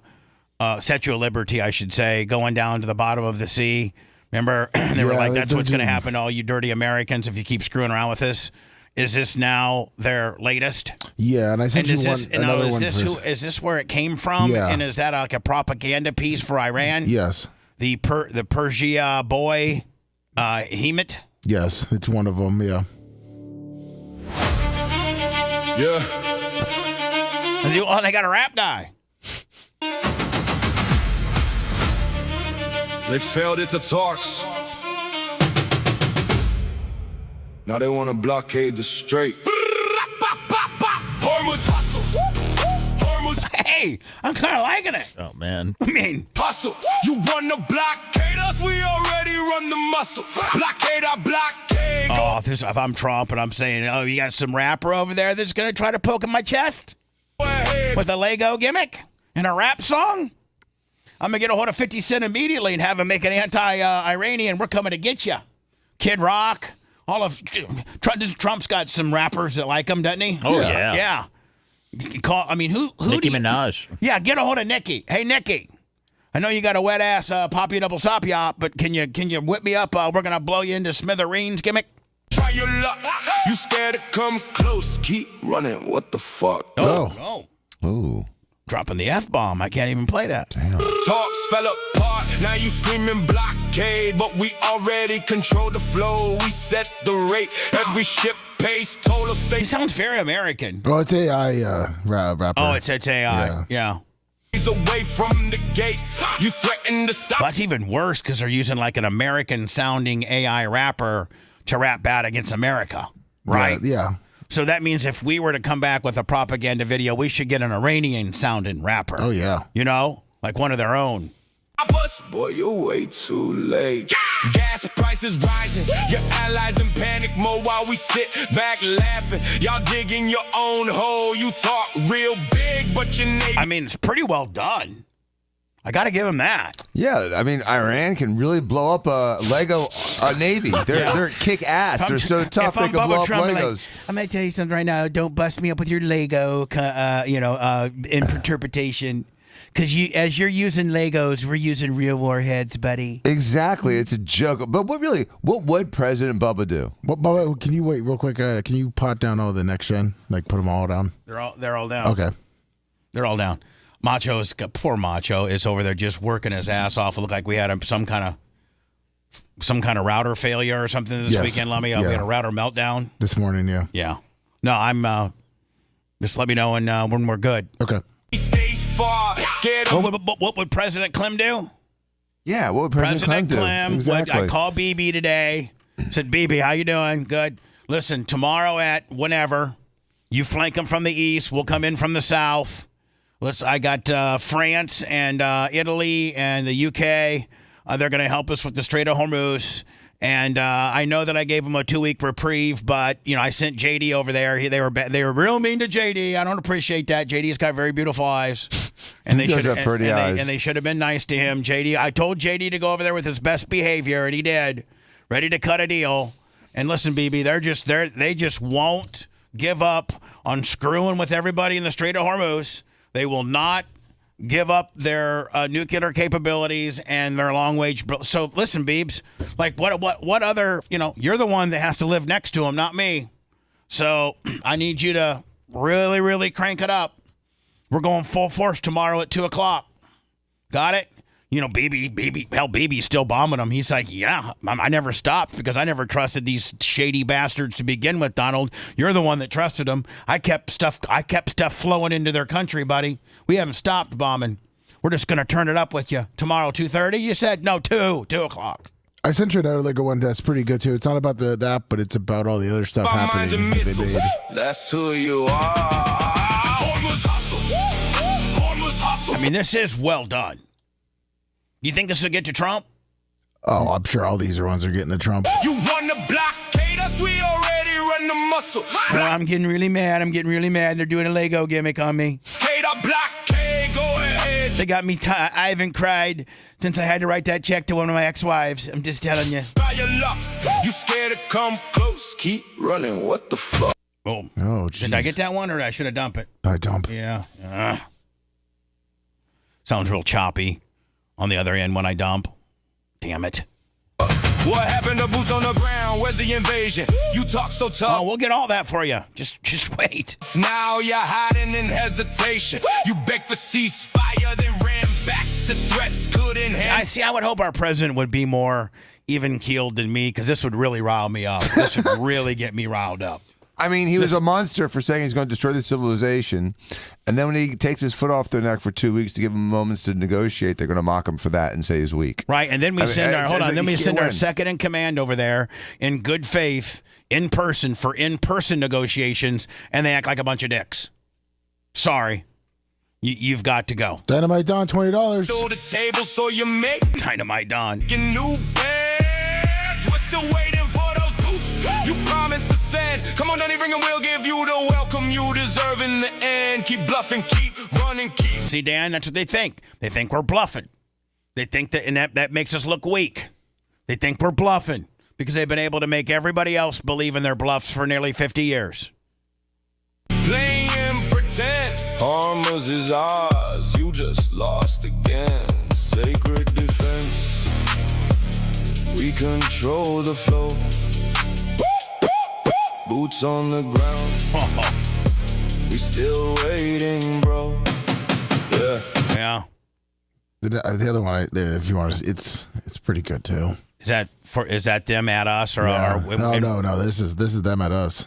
This is over the weekend. Yeah. They're whipping these things up. Oh, huh? they are. Oh my God.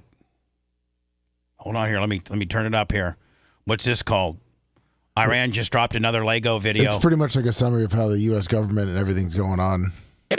Hey, Orange Pig. America first? Oops. Oh boy. That was Did you see the name slogan. tag? Did you see the name tag on the desk? BJ Queen. Wow. Like, what? I didn't never know that even Trump, like, why? Like, nobody says that he's ever done anything like that. Yeah, they are. So they're calling him. Well, they say he's pretty much taking it from the Israelites or whatever. Hey, Orange Pig. America first? Oops. Oh boy, that was the slogan you sold. But man, I got to tell you, all it's going to take is Donald to see these two, because he's going to flip out. I'm just telling you, I know how he is. he's pulling strings and your vote is getting cold. We're not just fighting for Iran. Hear this clear. Your people reached out to us. Yeah, we got the DMs here. If one nation's gonna stand against the Epstein regime's fear, it's us till the last breath. We've been doing it for years. We're standing here for everyone. Your system. Oh man. Let me just confirm they're really like this is. Yeah, this is coming from from them the propaganda from Iran and. They've known all along the enemy. Was that like a George Floyd gimmick? Yes. Yes. They've known all along the enemy was always you. The real threat wore a suit and sung a patriotic song while selling their own citizens and calling it strong. Stealing from your own people, making them bleed, taking tax dollars just to fund your own greed. I mean, it's really well done. It's really well done. They waking up to the lies, the illusions of burst. You scream to I mean, if you wanted to push the madman into you guys catching a couple bombs today, keep this stuff up. Which just goes to show you, Dan, a week ago, tomorrow, they're just pulling our chain. They don't care. They think we're jokes. America first now, you put losers first. Make Israel calling Israel losers. Real great again. Your government is run by pedophiles. They ordered you to die for Israel. They ordered you to die for Israel.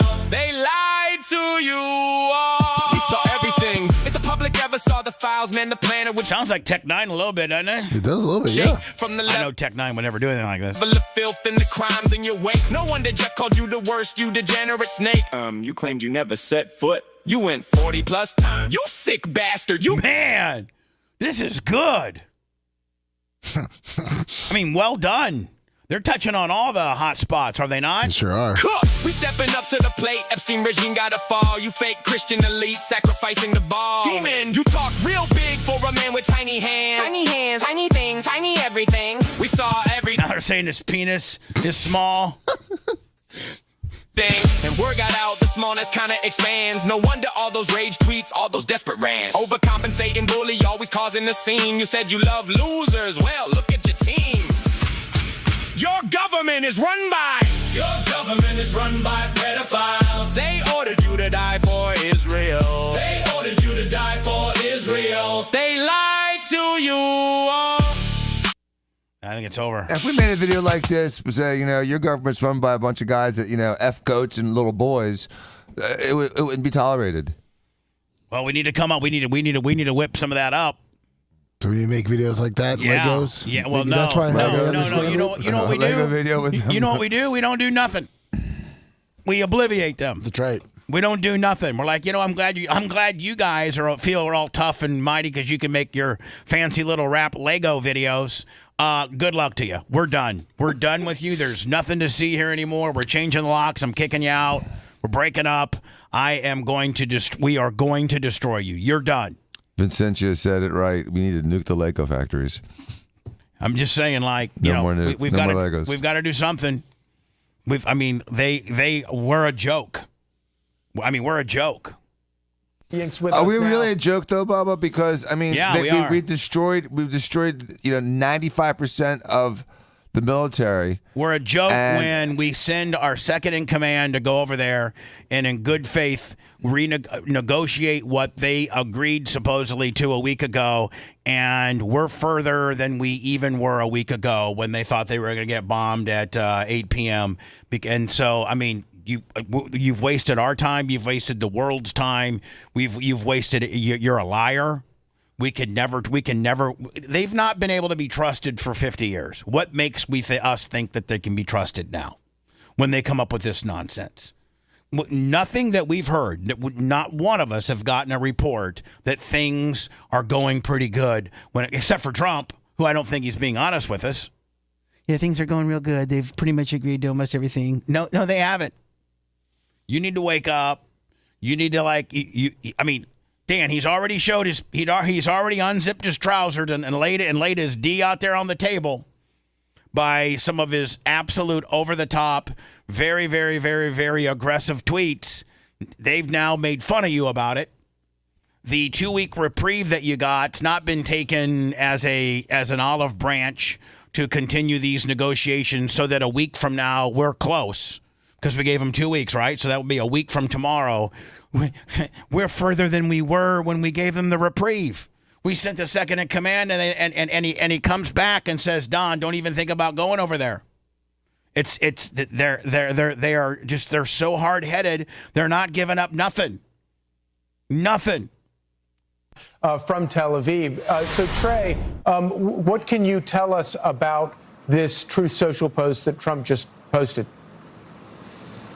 Look, this is a significant announcement by President Trump, and once again, an indication that the United States holds the cards here. The president is the decision maker, even as it relates to the Strait of Hormuz. Let me know when I can go into words. It looks like Macho's still building Lego blocks over there on the next gen. Okay. I don't want to fire too soon, and he's not ready for us to fire.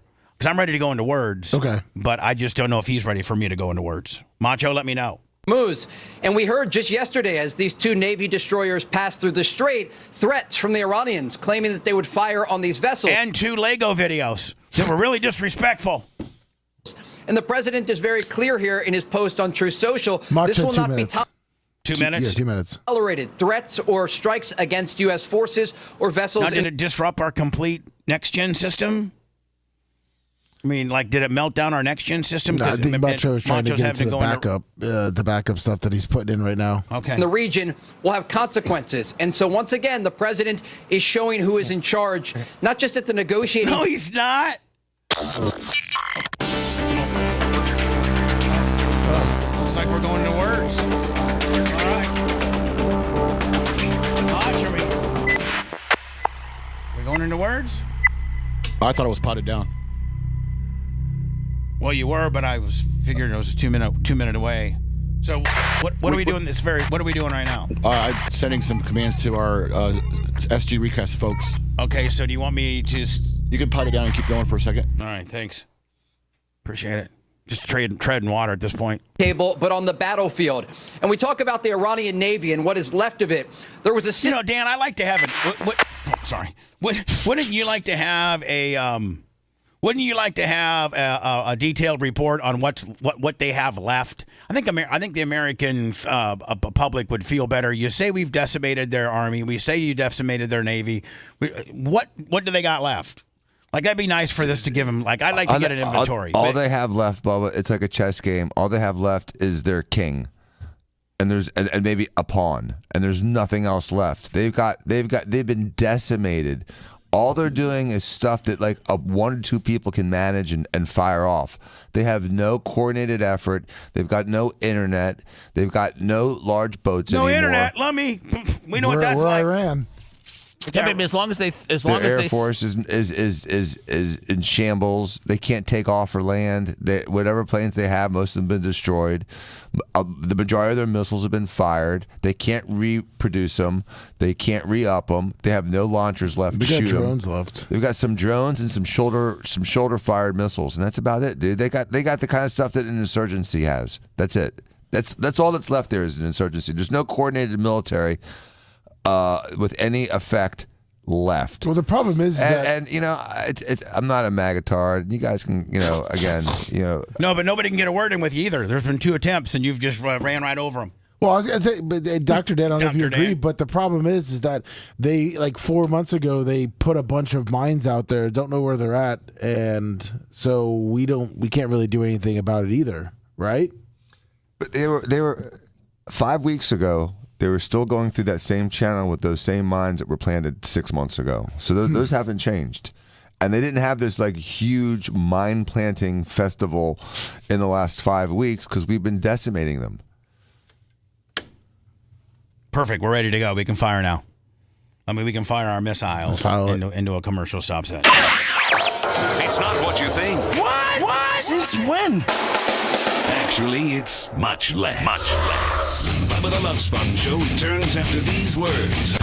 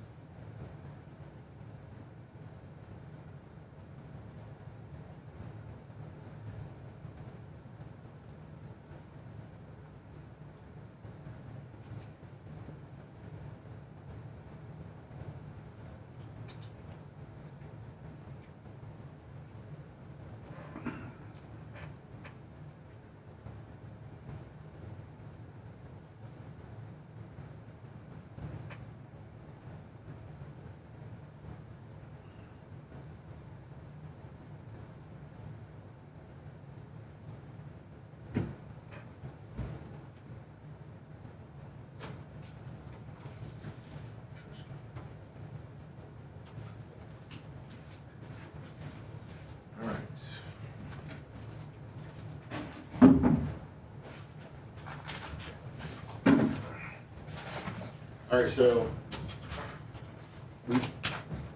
either Frontier's modem is putting out something on the Ethernet port, or that modem was old and the power supply went out. And so I put ours in. I ordered another backup for $60 just so we have another backup. But we're getting an Ethernet surge protectors to put on it in front of the Frontier modem to kind of protect it, because they're moving in a little bit. So I don't want to have to go through the bullshit that you come out here. Well, we need it on the other end, though, too. I mean, on the... Well, no, we're not going to take that modem with us. Oh, okay. Yeah, that's staying here. So, but everything should be back to normal. Sorry about the next gen stuff. I had to reprogram the database because the IP address changed with this router. It's different. The phone number basically changed with the router. Okay.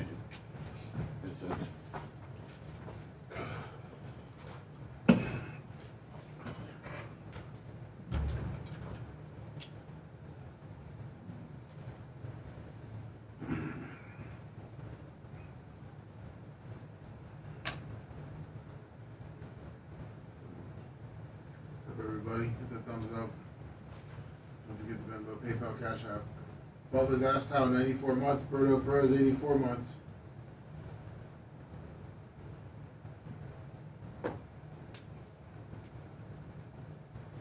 Yeah, Lummy, how are they able to make videos like that if they ain't got no internet? That Because, means like, somebody from America's making it. No, they got like the Iranians deal with like Lebanon and all those. They have their allies that have their propaganda and the IRGC people in. And they said that some parts of the Iranians, the people don't have the wireless, but their government still has like their little own routers and some power. Thank you. Whew. Take it off. Yeah, look, we have time. Oh, wonderful. It's a question on.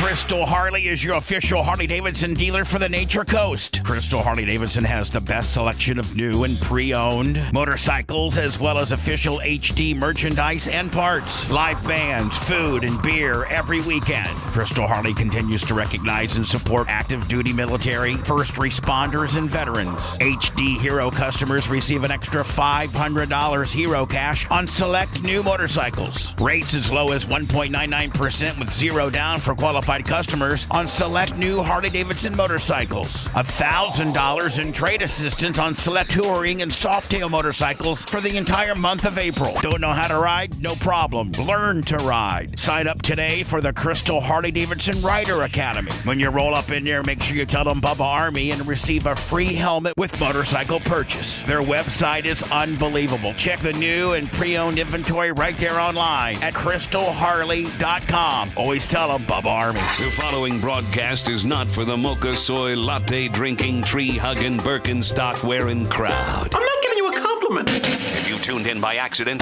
get the f out of here now before all the beer drinking, whiskey shooting hellraisers find out. This is the Bubba the Love Sponge Show. PayPal, Venmo, Cash App. You want to help?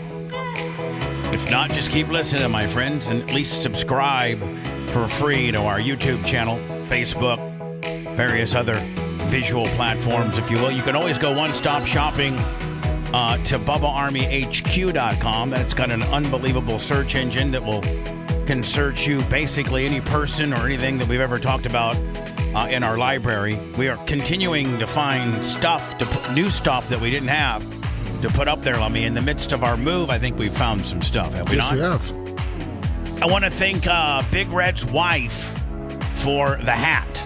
Not that you guys can read it out loud on air, but you can visually see it. I loved it. Big Red was working on the new studio this weekend, and he said, "Hey, my wife bought you a hat." I'm like, it's going to be tough to get me not to wear my semi-auto glass hat because I love that hat. But I do like this hat. I went to a store this weekend to pick up something, and the guy read it. He goes, "Oh, nice hat. Where do I get one of those?" I go, "I don't know. It was a gift to me." Another Bubba Army story. I can't mention any names, but there was a pretty cool Bubba Army fellow Bubba Army guy that lives up in like the Hernando County area, and his next door neighbor is like 81, and is the Bubba Army guy. I'm not going to mention his name. Is friends with this next door neighbor who's 81. And the 81-year-old is like super depressed and like tells the Bubba Army guy. Now, the Bubba Army guy is just a single dad trying to raise his kids. He has a job, works hard, makes a good living. Good guy. Known him for a long. I just kind of met him about a year ago, and he listens to the show intently every day. And so the 81-year-old, he goes over and says hi to the old timer here and there, and the old timer's always bitching about, my life's over because I can't get an erection anymore. I lost my wife years ago. Kind of like we were talking about earlier about, when you don't have any more sex drive, your health might start to deteriorate. And so the Bubba Army guy says, now, and he doesn't tell the 81-year-old nothing. He doesn't tell anybody anything other than he goes, Lummy, and orders a penis pump from our, Amazon recommendation page. And by the way, all platforms that I mentioned earlier and Venmo, PayPal, Cash App, all at the Bubba Army. Whether it's YouTube, Facebook, Insta, it doesn't matter. All at the Bubba Army. Follow as many places as you can. So the Bubba Army dude anonymously ships the 81-year-old dude one of these penis pumps that me, you, and Dan swear by. Yeah. I don't think Seth ever did it. I think Seth refused the penis pump. Yes, I did. Yes. I think we got you one, and it's still. I think either gave it back or it's still non-used. Don't know the status. I've never had one in my possession. Okay, and I don't think you really. I think you politely declined. I'm good. Yeah. But I tell you, me, Lummy, and Dan will tell you, we're not too proud or embarrassed to say that we've used ours, and it works. Yes, it works. I mean, Doc. You're a doctor. Does it not help build up like some muscle memory and some? And even Dr. Mark talked about it working. Yeah, back in the day. He was a urologist, Dr. Mark prescribed me a medical grade one time, like where you had to like hand pump it. Oh, I had one of those back in the days. A little bit more, way more primitive than the digital one that we have now, But so anyway, the Bubba Army guy orders the 81-year-old dude a penis pump, but doesn't say who it's from, okay? So because he doesn't want to necessarily, I guess the community they live in is like kind of a small community and everybody kind of knows each other and what have you. And the Bubba Army guy didn't want the 81-year-old to know, where it came from. So the 81, it's been brought to my attention that last week or a couple weeks ago, the 81-year-old gets it. He's like, who sent this to me? And like the Bubba Army guy and everybody's like, I don't know, but might as well try it. So the 81-year-old tried it, Lummy. No, so it didn't go good. What happened? No, so what? Like when you have an opportunity to tell somebody about it, what's the first thing that you warn them? Well, one, read your directions and make sure that you separate your sack. Exactly. You don't get anything. Make sure that your sack doesn't get sucked up into the tube. And also one more thing, make sure you know how to turn it off and release the suction. Yes. Yeah, make sure you know how to work it. That's what you read the directions. Read the directions. Yeah, if it starts sucking and you can't get it to stop sucking and you have to try to tear it off your penis frantically, you might not. I don't know. Like, I don't know, and because it doesn't have batteries. Break it like a windshield. Yeah, I don't know if all of a sudden you start smashing it against the counter or what. I can't get it off. I can't get it off. It's going crazy on you, and you're running around the house trying to find something hard. You run down to the garage and grab a hammer, start smashing it, but then you smash your penis too. So, yes, know where the off and the stop the suction gimmick is, okay? There's only two buttons. You need three buttons. How to turn it on. Off, and valve. Right. So, but one of the things that you would tell a feller, if you got one for him, like, if I sent one to you and I'm like, hey, let me listen. You got to make sure that you separate your sack so it doesn't get up into the tube because it will, oh my God, it's the most painful thing ever. How big is the the little the hole that you well, here's the thing. Maybe you didn't use the grommet. Maybe you didn't use the grommet. I don't know. You'd probably tell also listen, use the rubber grommet. I think the Bubba Army guy might have been somewhat remiss by not taking the 81-year-old aside and said, listen, before you do this, let me just give you, because by the way, the Bubba Army guy, Lummy, he had bought one and he used it like he swears by it like we do. Yeah. So he was thinking, this 81-year-old is like, I have nothing to live for. I can't get an erection anymore. My wife died 15 years ago. I haven't had any real vagina. I have nothing to even mass it, so it's completely over. So the Bubba Army guy is trying to do a good thing, but he didn't give the 81-year-old any instructions. So the 81-year-old, yeah. If anyone sends me a wooden helicopter, please send the instructions as well. Yeah. So come to find out, the Bubba Army guy tells me that the 81-year-old starts. doing it, using the machine. And sure enough, guess what gets sucked into the tube? Jesus. His testicles. And he's now in excruciating pain, dying. But I guess it worked a little bit, and he calls 911. Oh, no. Yes. And the medics show up, and he's got this thing on his penis that he can't get off, and they take it off him. But, he probably has great insurance or whatever, so they take, I think they take him in. I mean, damn, could it do some damage? Like if you really sucked both of them up in there, could it hurt you? I mean, enough to go to the emergency room? They probably just was precautionary. Right. He could have, he could have been, having angina because he's so stressed out, it could throw him into a heart attack. So anyway, make a long story short. Cardiac clearance. Oh, yeah. You know what? I should try to find yes. That would be great. Lummy, I'm going to get a hold of the Bubba Army guy. Give me the date. The 911 get call. the date. And yes. Yeah. Hello, Hernando County 911. Priceless. Yeah, I just want to let you know, this is Jim down here at 123 Main Street. And I got this apparatus. I got this sucking thing on my penis. And both of my testicles are up in it. And I can't get it to stop. And I'm dying here. And so I'm going to try to find the 911 call. Awesome. If I'm going to get a hold of the Bubba, I'll see the Bubba. I'll talk to the Bubba Army guy today, see if he can give me the date. But now the whole entire community knows that Grandpa got hauled off on a gurney in the ambulance while using a penis pump, and they're trying to figure out who did it. Like, who was the out of the 50 people that live in the community, who sent Grandpa or how did Grandpa get the penis pump? And the Bubba Army guy's like, I ain't saying nothing. But I will. Trying to be nice too. That's Well, people would start criticizing you, like, why did you do that? Why did you send Grandpa Fred the penis pump? Because he's been talking all this depressing, I have no life to live nonsense, and I wanted to get him see if indeed he could get an erection, and if he has the ability to get an erection, this machine used correctly will get you one. At least at that point, right? Yeah. Listen, I literally can't get a boner. If the penis pump can't give you a boner, then there's no bone to be had. Is what I'm thinking. Britney Spears, we've all seen her back crap crazy Instagrams playing with knives, and didn't she get a DUI just recently? In fact, I think that's why she's entering herself into rehab, because of that latest DUI. I think she's had like 3 of them. Maybe she's going with Tiger, right? Yeah, they're all going together. This morning, Britney Spears is in rehab. A rep for the star confirming to ABC News she has voluntarily checked herself into a treatment facility. Now, Dan, let me ask you a question.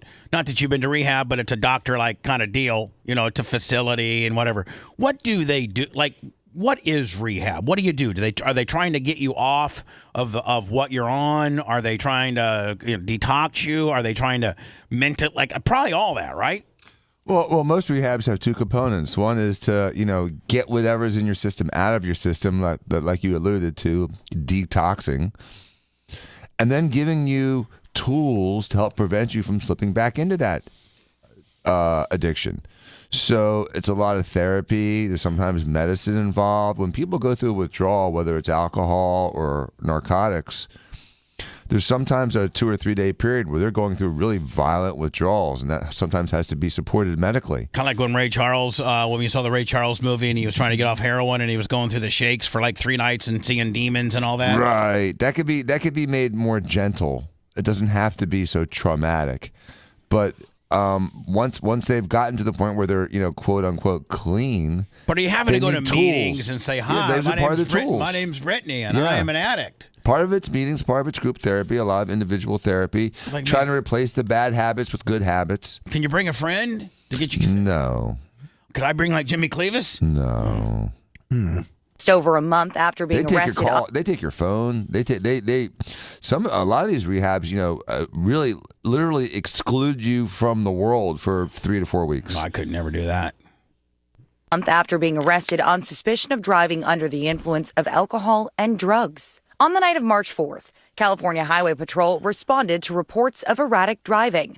They say Spears pulled off the highway and submitted to field sobriety tests. She was placed under arrest, booked, and spent the night in jail, released the next morning. Her representatives calling the event unfortunate and inexcusable, saying Britney is going to take the right steps and comply with the law, and hopefully this can be the first step in long overdue change that needs to occur in Britney's life. Didn't Kevin Federline get custody of her kids? Oh, yeah. Yeah. And she was paying like $75,000 a month child support? Yeah, I think that's up now, though, but yeah, that's what she was paying. Yeah, I think they had two boys, and I think the youngest is over 18 now. Boy, that would be a hell of a deal, wouldn't it? Being Kevin Federline, you got to blast Britney when she was at her hottest because you were a backup dancer for her or whatever the hell. Then you got her knocked up, and she married you, she gave you 2 kids, and then she, $75,000 a month, Dan's almost $1 million. Yeah, but now his kids are probably crazy. It sounds like it says that she paid up to $5.4 million in child support over the years. Life. Her boys are going to be spending time with her. Her loved ones are going to come up with an overdue needed plan to set her up for success for well-being. In the weeks... Well, first thing, take away her Instagram and her knives. Just with it. Oh, these are 2 sons? Good-looking kids. Yeah. Mm-hmm. Good-looking dudes. Since her arrest, Spears has been posting images on social media with her 2 sons, 20-year-old Sean Preston and 19-year-old Jaden James, whom she shares with ex Kevin Federline. The caption of one of those posts, thanking the public for their support. Hold on. Adding Look, you know how you say a bitch has got crazy eyes? Is that not crazy eyes all day? That's crazy eyes. Mom, back off. You're giving me crazy eyes. It's not going to be good for the pic. Thanking the public for their support, adding that spending time with family and friends is such a blessing. Spears is due in court next month for that DUI case. I've never heard of this, but maybe Dan has. A man had 4, and listen, if I lost 4 inches, I'm done. I might, if they cut 4 inches off my penis, I gotta think a lot of us probably aren't doing so good.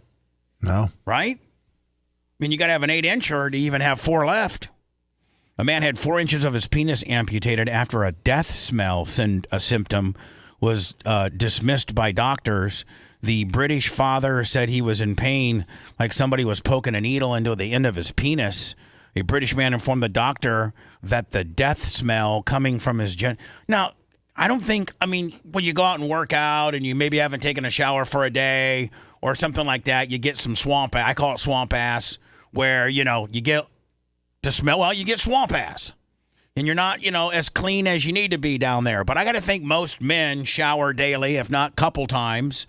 And you really, like when I'm washing or taking a shower, I take my penis and I get like some liquid body wash and put it on my hand and then kind of stretch it out a little bit, do a little stretch Armstrong, and then take it all around, I don't use the loofah that Merch Crick has to use on my testicles and shaft, but I use my hand. I don't know if it's an inappropriate question, but since you two are fathers of boys, how do you teach your kid? Well, yeah, like you taught, right? You taught your kid how to. Not really. I kind of did. Like, hey Tizzy, when you shower, you got to clean your penis. You got to actually take it and put soap on it and, really thoroughly clean your penis. Like I didn't have an instructional type deal, but he was circumcised though, right? Yeah, Tyler's circumcised. Yeah. So is my kid. This kid I don't think was circumcised. Oh. Well, that's strike 1 because you're automatically got some schmegma or head cheese. And so strike 1 is, your mom and dad didn't do you a favor by not circumcising you. Because you're automatically that much, Dan, you might know, but I think an uncircumcised penis is way more susceptible to a lot of things. It is because they don't keratinize the skin, so it's not like normal skin. It's like mucosa. So the skin on the tip of your penis is like the skin inside of your mouth. It never hardens up. Right. It never gets elephantitis. Right. Like for those of us that are all circumcised, the head of your penis, your gland, if you will, it's exposed to the elements. So it gets, like you said, what's it called? Keratinized. Keratinized. The British man informed the doctors that the death smell coming from his genitals was only an infection, ended up having half of his penis amputated. The father of one has since offered advice to anybody experiencing similar symptoms. Stephen Hamill, 26, when he attended a medical appointment after noticing the head of his penis was ballooned to 4 times the usual size. Now, he was sent away with steroid cream to treat the infection that experts were convinced was, Dan, what is that? Ballantitis? Yeah, which is the swelling of the glands. Which is a swelling of the penis that can only be caused by not washing your penis properly or an STI. But later that month, the UK resident's private parts began to emit a strong odor. I would describe the smell as death. The smell followed me around, and it was awful, and other people could smell it. Man, you know you got a stinky-ass crotch, penis, gland when other people can smell it. Be like, yeah, that's bad. Did you fart? No, that's my penis. I got a infection. Infection? You got what? Ass infection? Ass smell? Despite doctors claiming he was too young at 26 to develop cancer, Hamill learned that the death smell alongside the swollen tip and excruciating pain he was feeling was actually Dan, I never even heard of penile cancer. Again, you can only get penile cancer from if lack you're of washing. uncircumcised. Oh. Circumcised people do not get penile cancer. See, they need to tell parents that. No one wants to hear it. You don't get AIDS, and you don't get squamous of the penis. I was told, which we were already going to do it anyhow, but they would help with the cleanliness, which is why I didn't think I really had to give my kid instructions, but that's why I was asking, just to make sure I mean, like, okay, hold on. Let me ask you a question. Yeah. Are they? But in the hospitals nowadays, with as woke as we've gotten, are the doctors trying to push? Let's be more nature-like, and it's inhumane to cut a little guy's penis. To cut the foreskin off of his penis, and we're trying to be more holistic. And you're not the at one. St. John's. Okay, Yeah. I mean, like what I'm saying is like, well, it's a procedure they get the bill for, so they want to keep pushing it. They want to keep pushing the circumcision. It hasn't gotten that woke. For a kid or for a young boy not to be circumcised, it's not because the hospital was pushing non-circumcision on it. It's because the parents are probably some tree-hugging woke ass, and they're like, we don't want to hurt little Brian's penis. He's a day old or 2 days old, and he'll really listen. There ain't one of us. I think all 5 of us in this building today have circumcised. I think we're all circumcised, and I can't remember mine.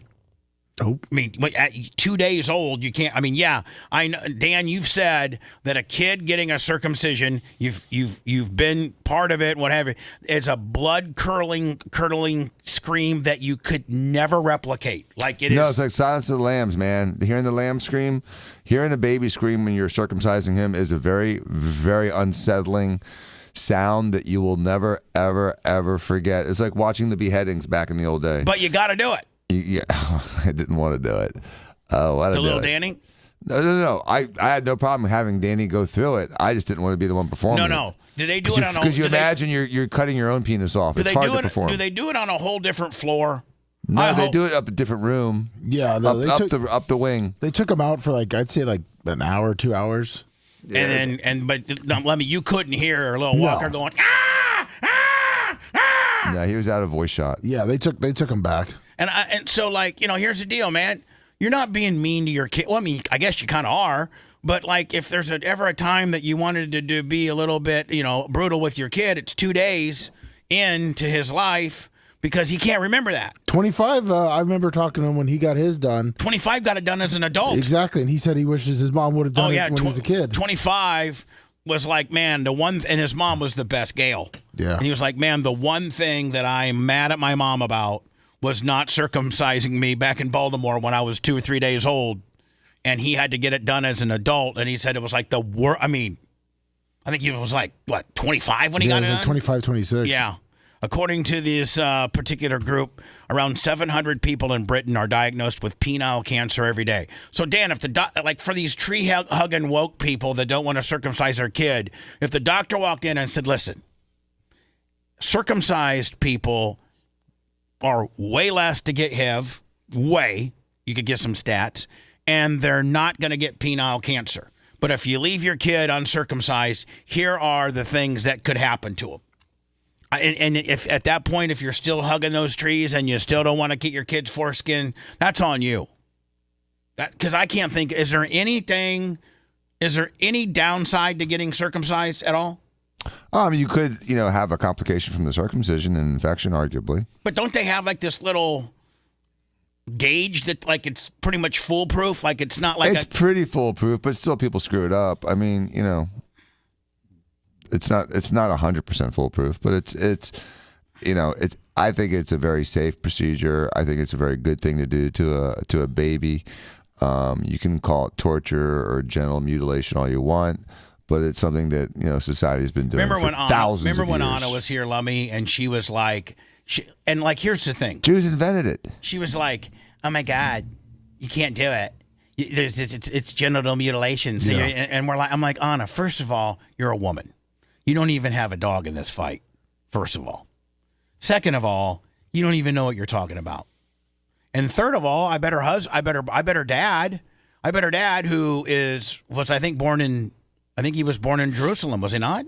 Or born in Israel. I believe so. I guarantee he's got a guaranteed 100%. Yeah. So it's massive in the Jewish community. Right. It's almost it's mandatory, isn't it, Seth? Seth, is it like part of being the church? Is it sacrilegious not to circumcise your child? Sacrilegious? I don't think so. Well, I mean, it's heavily frowned upon, isn't it? Like, I mean, it's. I think it's something that I don't really. Can you have a bar mitzvah and not be circumcised? Yeah. Really? Can? Really? Yeah. Well, I mean, they never checked my wiener before I got. Because there's documentation you were circumcised. Yeah. You had a brisk. Right, but not in front of my rabbi. But I bet you there's paperwork. But I bet your rabbi asked your mom and dad, did he have a brisk? And they're going to say, yeah, he did. I'm like, okay, we can have his bar mitzvah, as long as he had a brisk. He didn't have a brisk. Did you get the kiss at the end? Oh, yeah, he sucked it. Oh, he did? No, I don't know, man. You don't know. He doesn't remember. I don't think your parents tell you that. There's no video? No, I don't think there's. On my bar mitzvah? Yeah, no, of your circumcision, of your brisk. I don't think they allow cameras in brisks. Do they? I don't know what was floating around in 1982 as far as Larry had courtroom artists. Larry might have had one of those big, because back in 82, if you wanted to do any home footage, you had to have one of those big cameras like the size of a television camera nowadays on your shoulder, and it might have even been beta back in 82. Like there was no like little mini cams or anything like that. Back in 82, you had to have a shoulder mount, like almost television crew. They got to take those pictures to get developed too, and then they call the police. So I mean, there's a lot of. But I don't think the police could do anything if under a religious ceremony. I don't think they could do anything about it. They wouldn't. No, they couldn't. Like, hey, we're Jewish. It was a brisk. Rabbi did it. What? You gonna put us in jail? I mean, I think if you're taking pictures of a child's wiener and you go and get them developed, I think it's fair to ask some questions. I don't. I mean, if they weren't asking questions in the 80s. You kidding me? No, There's no questions. No one was taking pictures of this. But here's the deal. Here's the first question. Here's the first question. If I'm the cop, are you Jewish? Yes. Was this part of a brisk? Yes. All right. Nothing going on here. I mean, there's no child pedophilia or anything like that going on. Hamill only learned of his diagnosis after being rushed to I'm assuming AE is some type of medical facility over there. With Bubba. Yes, it's men talking about the male phallus. An obsession. Men like big penis. Like us women want big boobs. You might find some of this discussion offensive. Well, just sit there and stare at your penis. Or boobs. Whichever you might be equipped with. If you have both, please contact us immediately. We call this content gold.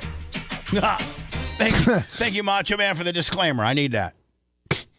As a result, after being given they had to cut off half this guy before being given the all clear 3 months later. This guy here underwent a circumcision and had half of his penis removed. As a result, the man's length went from 8 to 4. Oh yeah, who's working with 8 though? That's not anymore. Yeah. Now you're 4, and I'm sure that you got some propeller marks on your penis, like a manatee in the back. Dan, as an adult, I've never heard it put that way, but yes, he would have propeller. He would look like a manatee. He would have some look like a Florida propeller manatee. marks on your penis. You're Yeah. gonna. I think as an adult, you cannot have your foreskin taken off and the rancid part of your ass-smelling penis because you have penile cancer, and not have some scalpel or some type of markings on your penis. It'd be difficult. Yeah. So you know what? Moral of the story for all you new parents out there that think that it's mean to your little son when he literally just popped out of mama. What was it, within a day or two? Yeah, the next day. But, before they sent mom. Nowadays, I think get your circumcision before you get your hepatitis B shot. Get your circumcision before mama even goes home. Right? Yes. How many days now, Dan, or Lemmy, you most recently, how many days do they keep a woman now after she's had a no complications, pop the kid out, everything's good, the kid's latching onto the teat, everything, it's what, 2-3 days? Yep. Yeah, it's about that. 2 or 3 days. Yeah. And you're back, and you're back. Mm-hmm. And in those 2 days, get your kid circumcised. Yeah. And don't give him the hepatitis B shot. Should you give him? He ain't going to get it. He ain't going to get vitamin K, which is not a vaccine. Get the vitamin K. Avoid the Hep B shot. So do they give you when the kid pops out? Yeah. Just because you're the most recently had one, when the kid pops out, do they come to you and said, we like to do X, Y, and Z on the vaccinations? Or do you got to specifically step up and say, we don't want our kid vaccinated? Yeah, they came and talked to us in the hospital room, and we're like, hey, these are the ones we're going to do. And we talked to Dr. Dan, and, we told him which ones we wanted and not wanted. Right. Along with throwing a circum. Exactly. Yeah. Listen, if things go awry at your current Airbnb, yes, which I heard that it's been going gangbusters since you hired a new management company. Yes, it has, yeah. Are you actually turning a profit on it? Probably, yeah. Last month looks like it might have been the first time. You turned a profit? Yep. Now, are you going to flip it or are you going to keep it going? Currently keep it going to see if interest rates comes down. Well, anyway, you can turn it into a sex dungeon because there's Airbnbs now that are for BDSM. Honestly, I think there was a couple that was doing this at your place. Yeah, a couple months ago before the management company took over my whole. I got pictures and everything though on this next article. The Airbnb sex dungeons disturbing America's sleepy suburbs. Network of kinkiness mapped as locals reveal sites that they can't unsee. So these are people that have gone to these Airbnbs in Florida. That these Airbnbs have like. Well, I got pictures. I don't want to give you the pictures. I don't want to give you the payoff now, but when we come back, I'll show them to you. But I'm saying you could always turn your Airbnb into for those that are into what is that called? What is that called? Sadomasochism? Sadomasochism? Is that what all that bondage and beating people up and flogging them and tying them to a cross and doing stuff to them? Yeah. Is that what it's called? What is it? Sadomasochism? I just forgot. After you did not. It. You nailed it. Give it to me so I could go into the high spot. Give it to me. Sadomasochism. I think. Hey Ashley, I just want to let you know it's been a little bit. Airbnb, we got some kids in there that destroyed it all. Then we had to. But if we turned it into a sex dungeon, I gotta think those sex dungeon people are probably good people. No, they were. No, I'm telling you, these people had to be, because I asked my neighbor. He said they were always different women or men coming over every day. But they never left the house. They always had everything delivered, and it was a guy and a girl. And they lived in separate rooms. And they were like maybe having like little sex pigs come in there and get beat up. Be something at your place. Yeah. Nice. Because they rented for a month and they paid a pretty penny. Yeah. So maybe they had. But where do you advertise that kind of thing at? There is no more Craigslist or anything like that, is there? Backpage, Craigslist. I don't think you can advertise that on Facebook Marketplace. Come and get pegged and sadomasochism. They got their underground websites. We'll get to that next. So Well, at least he has his priorities in order. Great. What do we do with him now? The Bubba the Love Sponge Show returns after these words.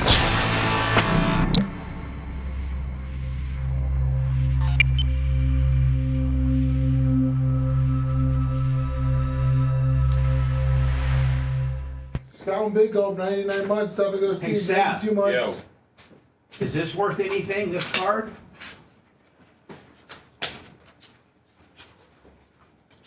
No. Nothing? No. Why? Somebody find it upstairs? Yeah. Skybox was the manufacturer? Yeah, Was there Skybox. such a thing? Yeah, Skybox Upper Deck. Yeah, it looks like an Alonzo Mourning rookie. But that still wouldn't be shit. I don't think so.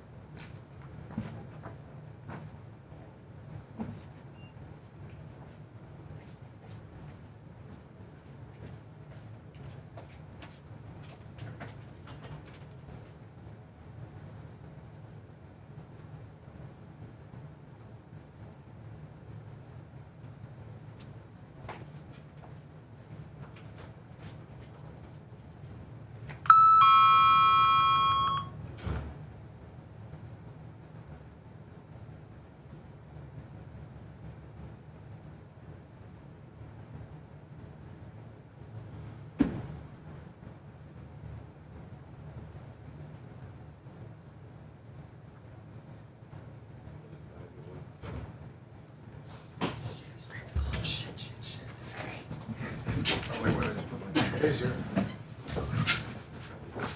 Everybody's fucking jamming in here. Well, Jay's here. I was trying to get this computer up for him. Huh? Look at it. You scrape it? Jay's not good, right? Is it? It's not right. It's fine.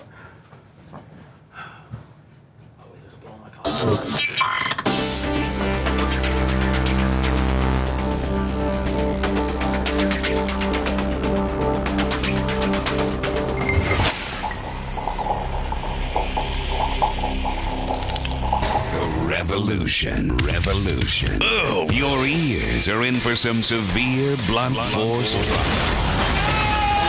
Bubba the Love Sponge. The Bubba the Love Sponge Show. Oh, Jay's here, and he's all zooted and suited.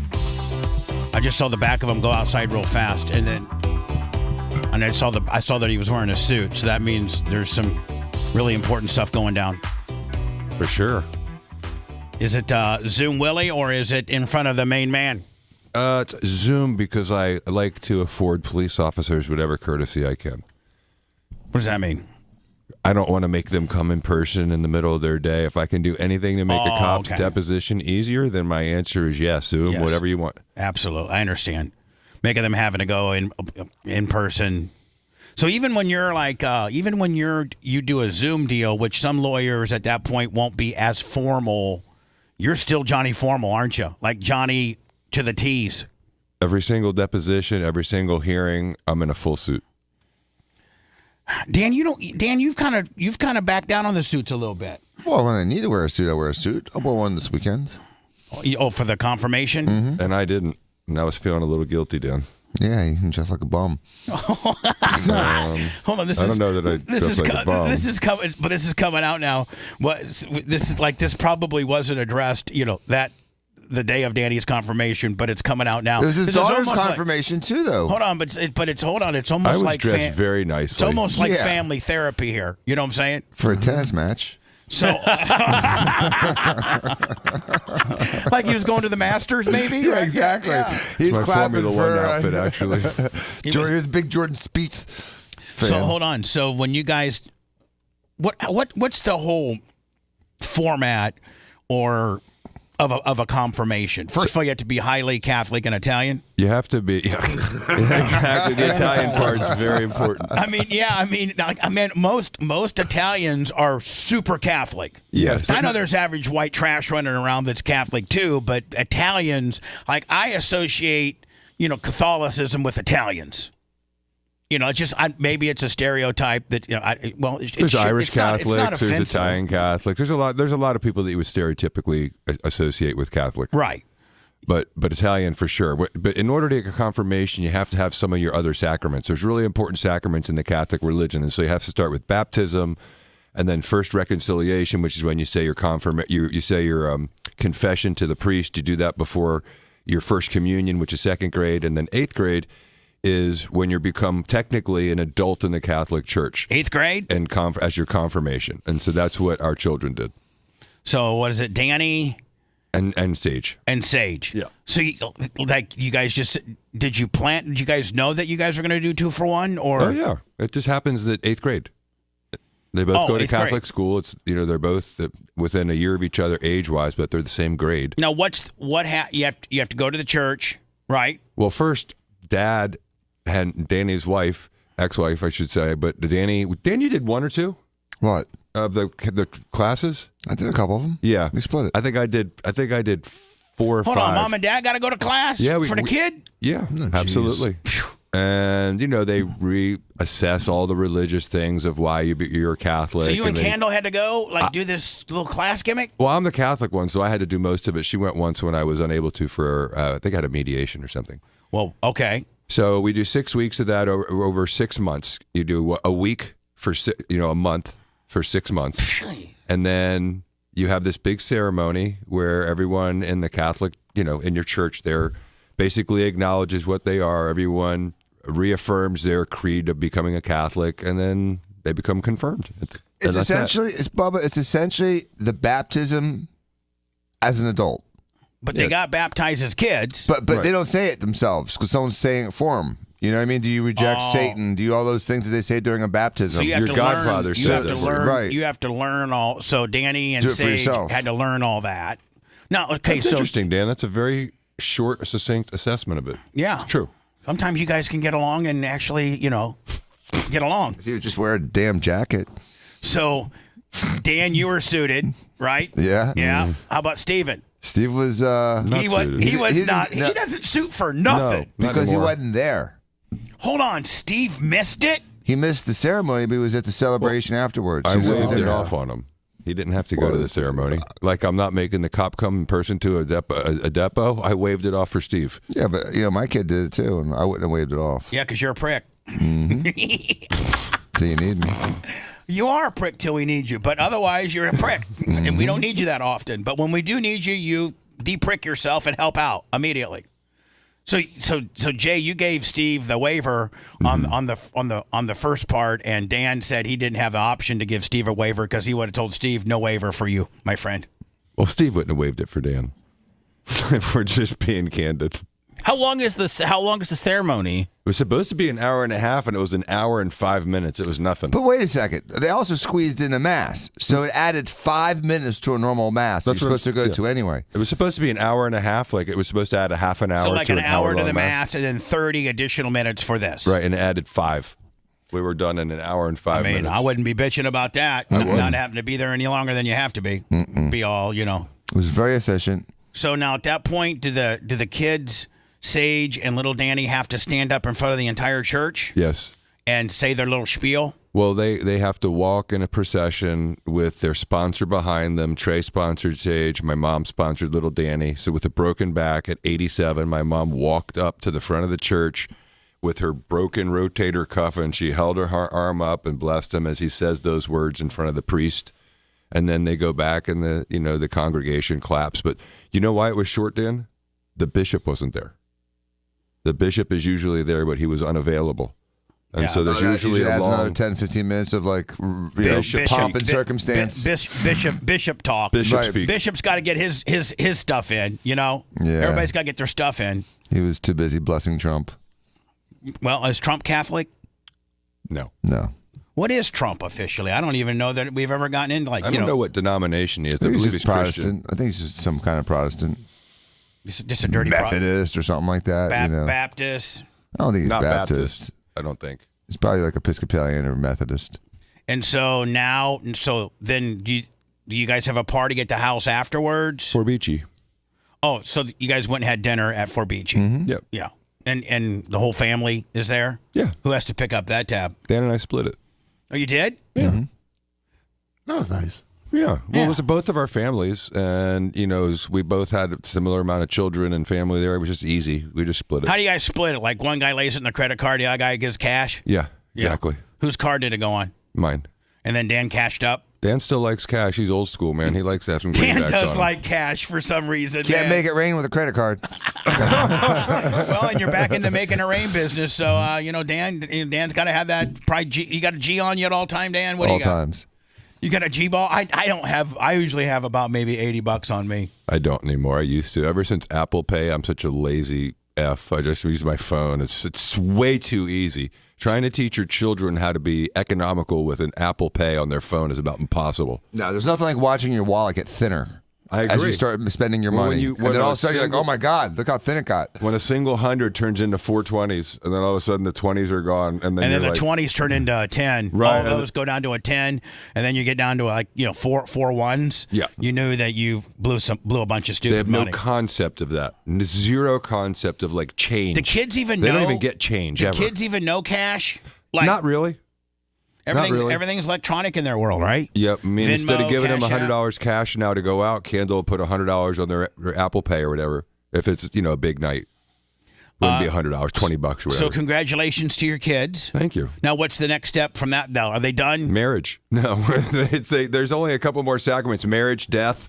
What's the other one? Dan? It's marriage. It's if they becoming become a a priest. priest. Exactly. The Now, convocation Seth, and then your last rites. In the Jewish faith, does Sammy didn't obviously have a brisk because that's for boys, right? And a brisk is yes, right. Bubba. I'm just saying That would be a it's for, good guess. you got to have a penis to have a brisk. So do the girls get something in lieu of, like, do they have a celebration for something early on, or do they just go right to the bar? Like Sammy's big thing will be her bar mitzvah. Yeah, bat mitzvah. A bat mitzvah. Sorry, I spelled it. But like, so it doesn't matter. And that's a what? Is it 16 or 15? 13. 13. And so that's what her next big thing in the Jewish faith. You really don't. As a girl, the first thing you got is the bar mitzvah. Bat. It's like a T, right? Bat mitzvah. So is she go to school for that now, or is that something that starts like later? No, later? we're gonna start sending her next year. Doesn't she have to start being able to like read Hebrew? Yeah. You gotta do all that? Yeah. What if your kid's dumb like me and I can barely get English? You learn it. There's no dumb Jewish kids. Yeah, I mean, I didn't know I had to get my bar mitzvah at 15 because I didn't know the Hebrew. So you learned it. I did. Thank you, Jay. That's a good way to look at They all, things. I've never heard of a kid that didn't do it. I would have been like 15, 16 because I flunked the first couple times because I just. I had to get private lessons. It was a real crunch to get me ready. It's a big deal, though. Could you imagine if it's your son that can't do it or your daughter that can't do it? I'm going to spend every dime I have to make sure I can, this is a big deal. Yeah, my parents never got one, so it wasn't like they could help me or anything. So I was there was a lot of pressure to be the first one in the family to get it. Well, congratulations. You're the Thank oldest, you. aren't you? Yeah, yes, I am. I'm still accepting presents from that joyous day. Now, did you? I have one for you. May 10th, 1997. Did your two brothers whiz right through it? They didn't get a bar mitzvah. What? Really? Yeah. Why not? Bad Jews. They I don't saw know. what Seth went through and they said, screw this. I don't know. I don't think my parents, I don't think they thought that they had the capacity to do it. Really? They're much brighter and more successful than I am, so maybe it was the right route to go. Now, have you ever, like, when during family gatherings, like, rib them, say, hey, listen, you guys, you're not truly as cool as I am because I had a bat mitzvah and you guys did not. My dad just got his, I think, like a year or so ago. So my dad got his at like 77, I think. So there's still hope. Really? Yeah. That's incredible. Are you the only one that like says prayers during the Seders? So prior to that, this Seder that I just ran, Dan, it was very abbreviated. I mean, you got to be like you're like the bishop. I was, of I got the family. confirmed too. You're the bishop of the family. Because just up until a year ago, Larry couldn't even pull off those moves. Yeah, no, he did it though. It was now little Elise, friends were there. Big deal for him, right? She's full in. She's all in. She probably had a bar mitzvah, and she's complete. It would just be you and her. No, I was the only one up until my dad just got it recently. And your mom didn't have a bat mitzvah? She did not. No. Wow. Jesus. Well, congratulations. She said a lot of girls. David, sorry. She said a lot of girls didn't get him in that day. I don't know if that's true or not, but yeah, she did not get one. Let me back to what we were talking about with you, how we could turn. Well, you think that maybe you had some BDSM, bondage people in there for a month. They were great payers. They paid their rent on time. They did not do anything. Like, you've been through the gamut with regards to your Airbnb, Verbo, whatever the hell you is, and you've had, where the cops have been called, and there's been 18 people and 5 hiding in the attic, and then they fell through the living room roof, and you had to it was down for like 6 weeks for repairs, and you finally got a pretty good run of having good people in there. And so I saw this article, the Airbnb sex dungeons disturbing America's sleepy suburbs. Network of kinkiness mapped out as locals reveal sites they can't unsee. From the outside, it looks like an idyllic American home, gabled roof, white picket fence, manicured lawn. It's an Airbnb, but not just any Airbnb. Described as so let me make sure you pay attention, because you can always describe. You can always. If things get slow, I think you can always go down this lane. Well, might have to do it for the summer when it does get slow. Yeah, so hold on. You want to hear this? Yeah. $600 a night. Oh, that's even better. And look, that's nothing better than what your place is nicer than that. Yeah, that's horrible. Yeah. Yeah. So 600, all right. Described as a romantic and playful escape, the $600 a night Florida rental is fitted with floggers, paddles, restraints, spanking benches, and rooms draped in purple and black. The Daily Mail has found dozens just like this on America's popular home rental site. Ordinary suburban homes transferred into a fully BDSM dungeons. While there's nothing illegal about the rentals, neighbors and critics say that they are alarmed with such properties are operating in residential areas without their knowledge. And I got to think that the kinky, crazy stuff that might be happening in these homes. These people are very private, and they don't want the next door neighbors knowing their business, and they're not flaunting it in the backyard or anything like that. Exactly, they're not doing it in the front porch. They're probably better tenants than some of the people that aren't into this. So it says it shows you some different pictures. Whoa. So to give you some ideas. Oh, wow. Yeah, look at that. So I need to put a little money into it. What you stand against a wall and they strap you on there? It's like a little torture rack. Yep. And then this room right here, Lummy, look at Another this. torture rack. Another torture rack. And now, what do you do with that thing at the end? I think you stick your head through there. Oh, yeah. Yeah, it's like a stockade. Oh. Nice. Man, what happens if, There's no safe word there, Bubba. No. I'd tell you one thing. I'd find screwed. I'd break that thing in half if it was getting too crazy. And then let me look. You got to buy all this stuff.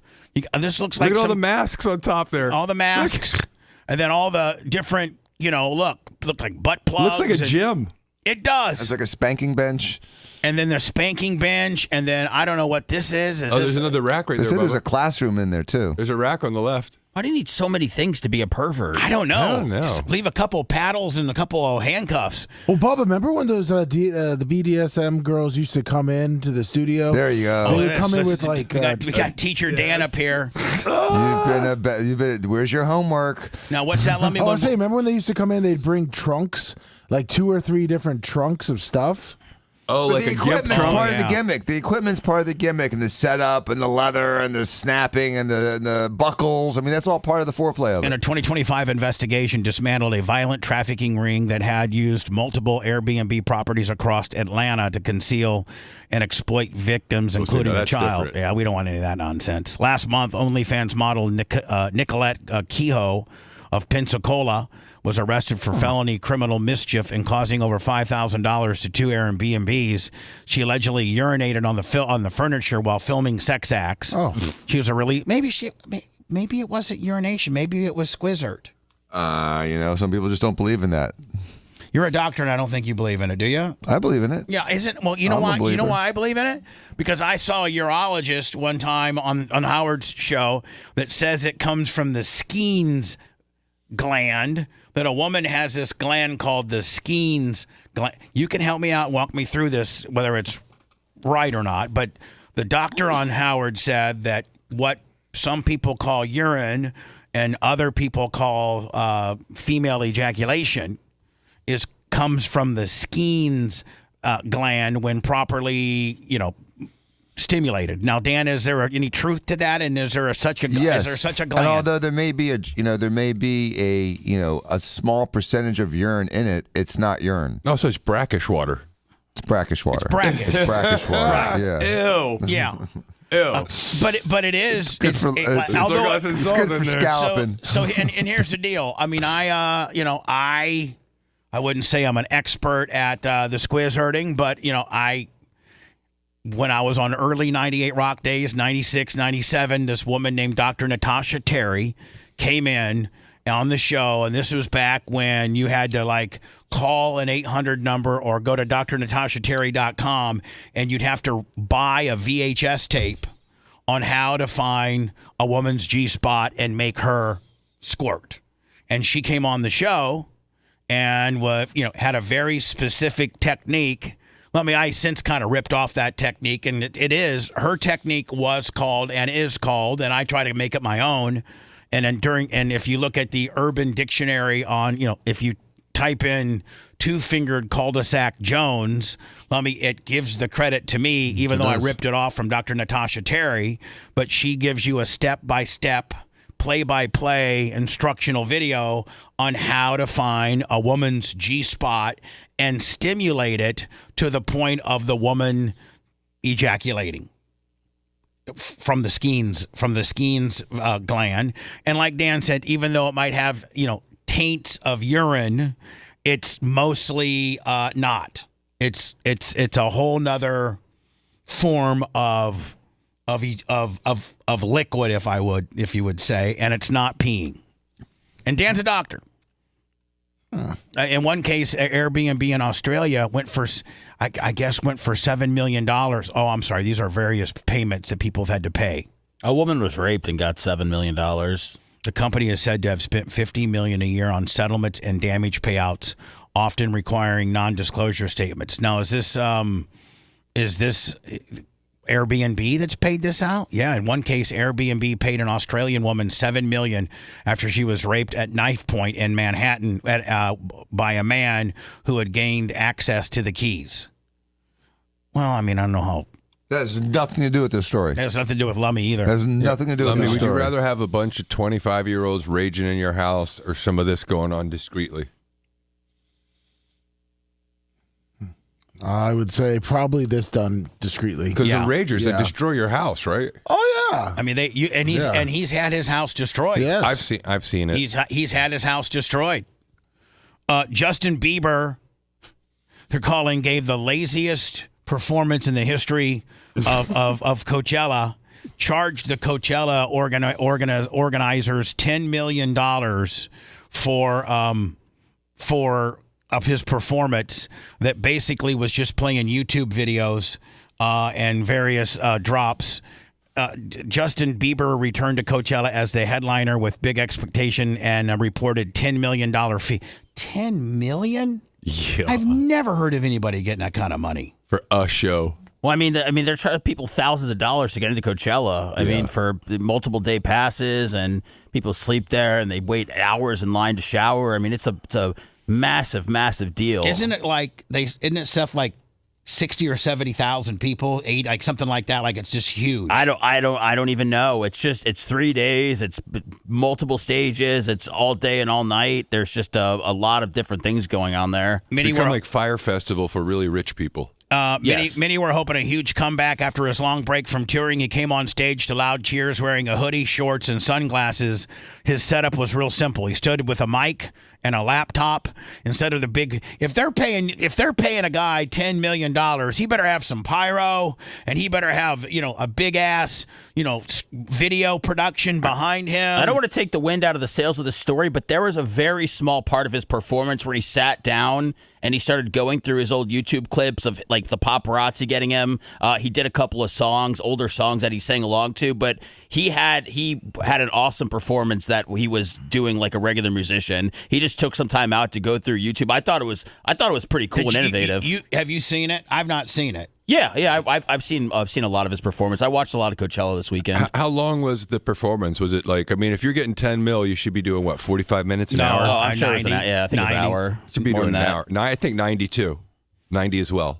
A stripped down format raised a lot of questions right away. Basically, some fans felt like a raw feel. While the others like Seth, some people thought it was kind of a raw, cool feel, while others wanted a more polished show, like the day one headliner Sabrina Carpenter, who delivered a high energy set with multiple outfit changes. Bieber kept things very relaxed during his set at times. Sat on a stool, even played old videos of himself. So listen, I feel played himself, like he played an old video of him going off on the paparazzi, and he was like going word for word with what he was saying at the guy. I thought it was cool. The fans seemed to really, really enjoy it. I could see why you would take him out of context right here, sitting on a stool, and say that he was doing this for an hour plus. But I mean, he gave a great performance. So you're saying the sit at a stool was a very small portion of what he did? Yeah. And I think, but comparing him to somebody like, he's not Lady Gaga. He's not going into outfit changes and doing all that kind of wardrobe crap. I mean, it's Justin Bieber. If he sings his songs well live, it's like a Dave Matthews feel. Like you don't expect he sings Dave live Matthews. well. Yeah. Here, and again, this is just people reporting being negative or being positive. And you know what? Being positive doesn't get clicks. Being negative and being a dick does. And so this person is going to get all kinds of clicks.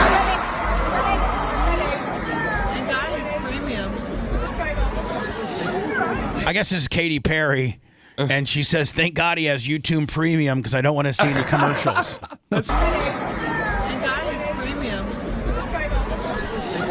Yeah, this is the one where Scooter found me.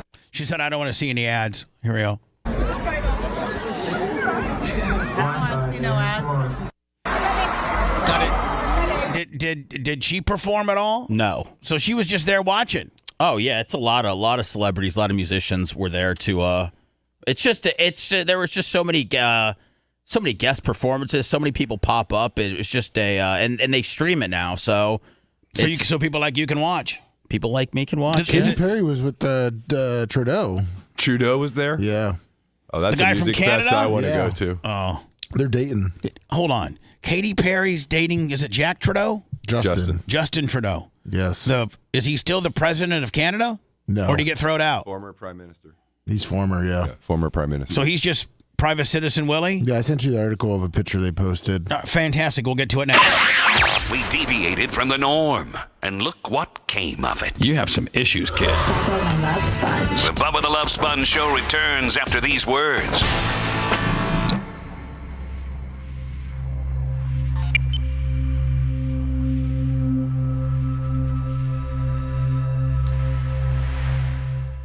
Yeah, and negative shit He's goes been better. criticized for a long time. I mean, I've been kind of indifferent on it, but he takes a lot of shit. He's just trying to live his life. For me, all I care about is did a live performance and did it sound good? You know, the other stuff is like ways to try to do an innovative new show. That's cool. But if he was lip syncing, I'd be fucking with him. But if he's singing, he's a super talented guy.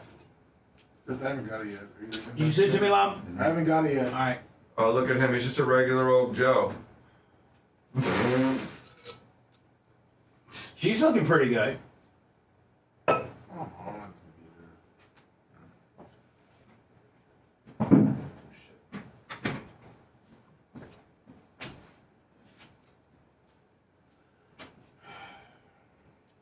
Bubba, I have a procedure in my office this morning. All right, go, bud. You know you always lead. You think his handler told him to wear his hat See you, backwards? Dan. Yeah. You think that was natural? See you, Dan. Hi, Danny. So she's 41 and he's what, 54? He's 54? That's Pip. He's 54, she's 41. There's nothing wrong with that. Like my wife. Lummy, Yes, sir. you got it to me yet? I just got it in. You know, I can hate on him all I It's want. an He looks investigator. damn good for 54. If he's really 54, he looks great. Yeah. He's 54. He looks like her age. He's 13 years older than her. 14, yeah, 13. Much. Oh my goodness. Oh my God. He's interacting with the girl. Come on. What's good? Come on.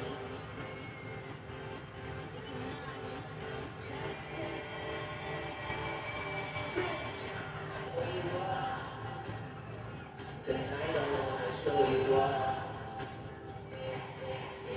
What you got? A billion couldn't never buy. He's singing there. First man, yes. We gonna party like it's 30s tonight. I wanna show you all the finer things in life. So just forget about the world we young tonight. I'm coming for you. I'm coming for sex. Yeah. It's just crowd involvement. There's no- It's a different way of interacting with the crowd. There's no, they shouldn't be fucking with him. I mean, if he came late, he did a 15-minute session, it's lip syncing, he always fucking plays a scooter video. I mean, you know, dude, that just shows you how media sucks. That turned a story from nothing into something. Yeah, it's not surprising. Right? I mean, you do with everything, Seth, from politics let's to fucking entertainment to let's anything. bury the It's dude. created 'Cause controversy. we're gonna get more clicks than fucking just saying that he did a kind of a non-conventional raw, kind of fucking deal. You can report this two different ways, and they reported like he's a, like a fucking dick.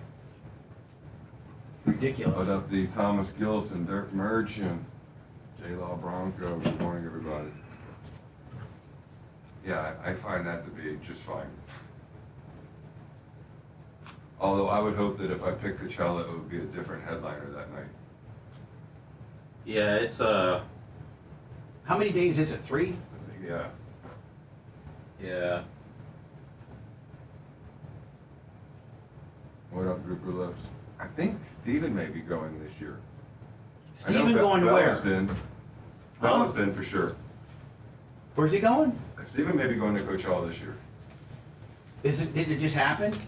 I mean, that Maybe next year it was. You mean you think Lollapalooza? No, he was talking about Coachella. He's got a friend that lives out there. Isn't that in California? Yeah. Near Palm Springs, right? I think it's right outside of Palm Springs.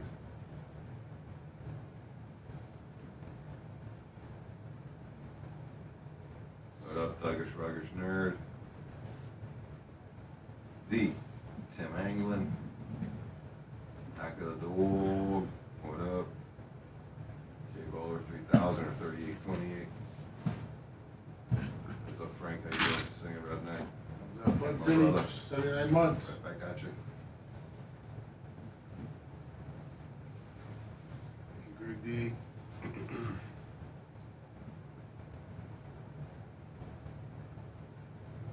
Oh, that's right. Miss A. Watley, I forgot that. He's doing stupid commercials with,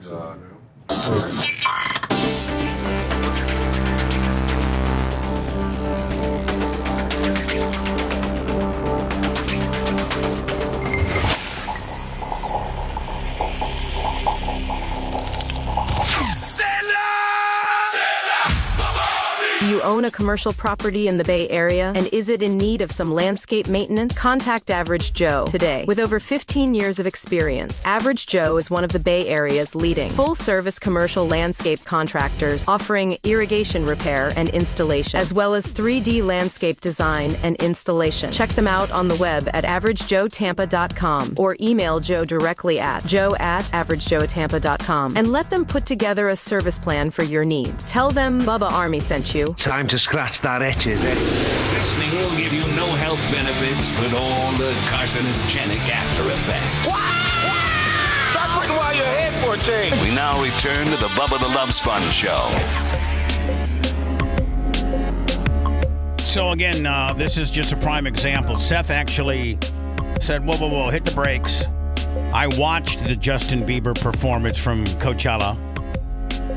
Although it wasn't, a big production, he nailed it with regards to singing and had kind of a non-conventional kind of gimmick where he went on his laptop and scrolled through some of the, some of his older YouTube videos and some hate from paparazzis and things like that.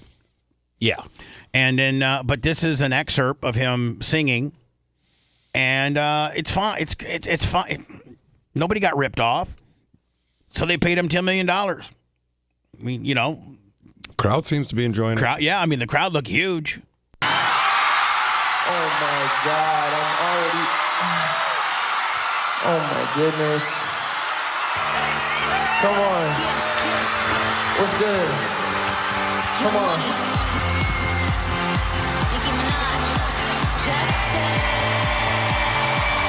I mean, it looks pretty. Like the crowd pretty much likes it. I don't see anyone complaining.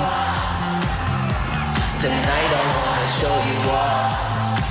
Hell, he doesn't even have to sing. The crowd will sing for you. What you got? $1 billion couldn't never buy.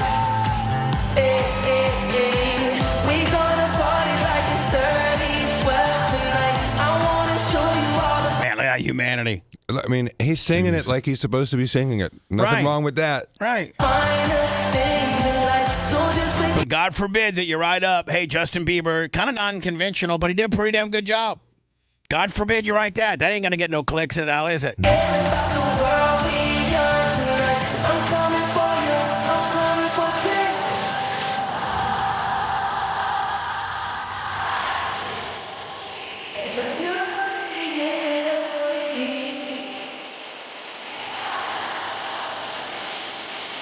Yeah, he's got a big video screen behind him. That's good production.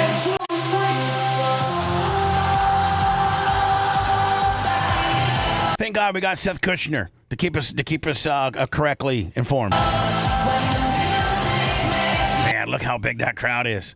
That's all they care about. How many heads How many tickets they sell? Yeah, how many tickets we sell? I guarantee you they still made $50 million. It says they usually make, which they're estimating for this year, $125 million just from ticket sales. Yeah, I mean that's probably with concessions and that's not even paying to camp and shower and use the bathroom and all the things that you have. Oh, man, right? And the $7 bottles of water and $7's cheap. all that kind of deal. confirming Katy Perry and boyfriend Justin Trudeau, former Prime Minister of Canada. He's 54. She's, well, hold on. Yeah, 41, she's 41. I think there's a 13-year difference. Cuddle up during Coachella on a 2026 date night. I got to tell you, man, I mean, as much as you may not like the guy or you do like the guy, for 54, he looks pretty damn good. I can't stand him. He looks great. And she looks good, too. She looks okay for her age. He looks her age. Yeah. I mean, there they are, kind of holding hands. He's having a hell of a second run, man. He is. I mean, I wasn't really following Canadian politics, but I feel like he didn't go out the best way. No. And then all of a sudden he's on like Katy Perry's yacht, and I mean, yeah, it's really working out for him. I mean, I don't know if he'd be hanging out in the United States like this if he wasn't with Katy Perry. And for sure he would not be. No, he couldn't roll around the U.S. like this without somebody that's a pop culture icon. You know, she is, isn't she? Oh, yeah. I mean, absolutely. Yes. She's probably worth, what, a couple $100 million? She's probably got 100 million followers. I mean, she's ridiculous like that. And isn't she on one of the big networks singing, like the Unmasked Singer? Or she was on American Idol. I don't know if that's still going or not. Yeah. She's still on one of them. I know that she was making like 15 to 20 million a year on that when she was doing that. It says that even Trudeau's kids have taken a liking to her. Perry moved on with Trudeau shortly after Us confirmed that she called off the nearly decade-long engagement to Orlando Bloom. Perry and Bloom, 49, now they have a 5-year-old together. I did not know that. Trudeau, for his part, was married to Sophia Trudeau, with whom he shares 3 kids. Phew. Trudeau's children have since formed a bond with Perry. Well, they're probably fans. Exactly. You know, right? Yeah, it's hard. His teenage daughter. Sure, my daughter would too. Probably has all her hits. Lummy, this guy's running for now. Is this guy the Eric Swalwell? Yeah. Is he like a legitimate? Yeah. Like a legitimate gubernatorial candidate for? He's currently, I believe, a senator? He's leading. He's a current congressperson. Yeah. He's been a congressman for many, many terms. He's the guy that was caught on camera farting, and he was accused of sleeping with that Feng Fang, the Chinese spy, and now he's been accused of sexual assault in the middle of a gubernatorial election. He's leading the Democratic candidates. He's ahead of Newsom? Newsom's out. It's Hold on, him and that Katie Porter. Hold on. Newsom out? Newsom's out. He's already termed out. No. Yes, I thought we were talking about presidential. No, he's termed out. This is California governor, and so there's actually a Republican, Steve Hilton, who's doing really well. And last Republican governor was Arnold. That's exactly right. So this is a huge deal because I believe it's a Democrat DA who's investigating a Democrat, which is very unusual. Yeah, Manhattan DA opens investigation into allegations against Representative Eric Swalwell. He is, like Jay said, maybe the front runner to be potentially the next governor of California, and they're hauling him back to, well, it didn't say that he's been charged. It just said that they're investigating. Yep. So that, obviously and Jay, I know you're a big proponent. He's innocent till proven guilty, right? He is. I mean, he's innocent. And the timing of this, you always got to be suspicious of the timing of this. Yeah. There's a lot of things out there about him already that I think are and politics are for him. So dirty. It is. I mean, no, it wouldn't be. Listen, it wouldn't be. Out of. It wouldn't be necessarily out of a realm of that. His political opponents have rung this up. To create him not to win. That's the way it usually happens. Right? That's the way it usually happens. Tonight, the Manhattan District Attorney announcing an investigation involving Democratic Congressman Eric Swalwell after multiple women have come forward alleging sexual misconduct. And here's the deal. Isn't the election in November for the governor of California, I would assume? I think it may be sooner. I think it may be a special election for the primaries. Okay. And now all of a sudden... I think they have what's called guerrilla primaries, open primaries, so everyone goes at the same time. So it's 2 Republicans, him and Katie Porter, another Democrat. And so this is, perfect timing if you're a candidate in opposition to him. By the California gubernatorial candidate, including one allegation of rape in a New York hotel room. Swalwell is denying the accusations. Not that I'm saying this guy didn't do it. Not that I'm saying that. Not at all. I hope the investigation is fair and, gets to the truth of the matter, what really happened. But, I can't stand his politics, but I agree with you. Yeah, I don't know anything about his politics. I don't live in nothing that he does is going to affect me. Well, I don't live in California. I don't plan on visiting California. And I don't care who the governor of California is. Quite frankly, I don't have a dog in this fight at all. I could care less. But it seems a little suspicious that all of a sudden, when the guy starts getting a little traction, it's just so easy for some woman. They don't For even. women. Well, okay, again, whoever's setting them up, you just can't get one. You gotta have four. And it looks like he just suspended his bid for California governor. He did. Yeah. Oh, then that means, Jay, then that ain't a good look. That ain't That good. ain't a good look. Calling them absolutely false in this video he posted late Friday night. I do not suggest. Salome, you're saying updated from this. Give me that update if you got it. Trying to get Late Friday night. I do not suggest to you in any way that I'm perfect or that I'm a saint. I have certainly made mistakes in judgment in my. I got to use that next time I'm on. Can I write that down? Yeah, kid, I got to write that down. Those mistakes are between me and my wife. Swalwell is accused by several women of varying degrees of sexual misconduct, detailed in reports in both the San Francisco Chronicle and CNN. The outlets corroborating the allegations through interviews with people the women confided. I want to know. I sent you the news story. All right, I want to know when this happened, when he supposedly did this to these ladies, and why are they just now, like if it happened last year, I get it. I understand. If it happened even in the last couple of years. If it happened pre-Me Too, then there's just really super suspicious. If Right. it happened since 2020 and all the Me Too stuff, then I want to listen. 2019, 2024. Ooh. Oh, okay. Well, maybe that's why he suspended his, because there's some teeth here. There's some meat on the bone. I sent you the video. It's about 25, 30 seconds too when Alex Stein confronted him a year All or right. two ago. Oh, Alex was on it. Yeah. Is this right here? That's the news story, and right above it is the Alex Stein one. All right, hold on here. Let me just get them both ready to go, and then I'll play them here momentarily. Alex knew? Yeah, well, that was when he was talking about Fang Fang and the Chinese prostitute spy. Yeah, no one even reported on that by part of a second. But Alex Stein reported to Fang Fang. Fang Fang. I didn't even hear about. I didn't even know about the Fang Fang. And reviewing text messages and medical records from the time. His former staffer says her relationship with Swalwell consisted of sharing nude images and photos on the messaging app Snap. Former staffer. Jay, they always those former staffers of politicians they always get you, especially if you're blasting them. Not a good idea. Chat, a sexual encounter in a car, and 2 instances where she says she was sexually assaulted after a night of drinking with the congressman, leaving her too intoxicated to consent. Her attorney declined to comment or issue any statement to NBC News. NBC News has confirmed she did work for Swalwell. The accusations have led to a swell of Democrats and key labor unions to drop their endorsements of the 47-year-old, many urging him to end his campaign for governor. Now, Jay, if you put your Democratic hat on, put your Democratic hat on, and what's best for the Democrats of California hat on, which is a very hard hat for you to wear. Yes, but you're putting it on anyway. But I can do this. But here's the deal: be careful what you wish for, because you could just hand the entire gubernatorialship to the Republican candidate.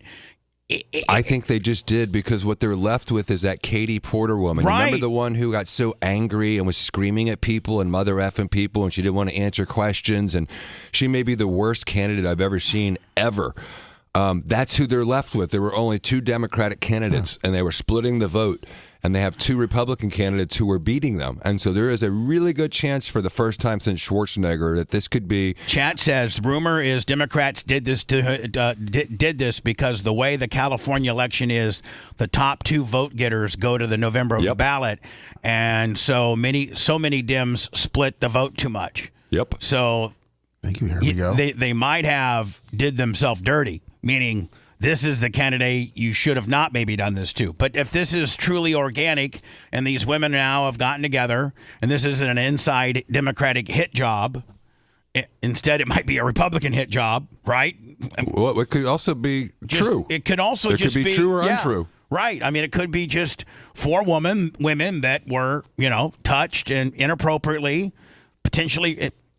The truth is also an aspect as well. Notably not saying he should quit Congress. But on the GOP side, Rep. Anna Paulina Luna. Oh, that's from She's been a pretty damn good congressperson. Yeah. Says she plans to introduce. I got a problem with the fact that she didn't live here. She moved in after she won. I understand all that, but she's our representative now. I want a person that has lived in the community, knows the community. A motion to expel Swalwell. It is unacceptable for him to just index his campaign for governor in California, but still sit in the House of Representatives. And Liz Kreutz joins us from Los Angeles. Liz, we're hearing now from some of Swalwell's staff.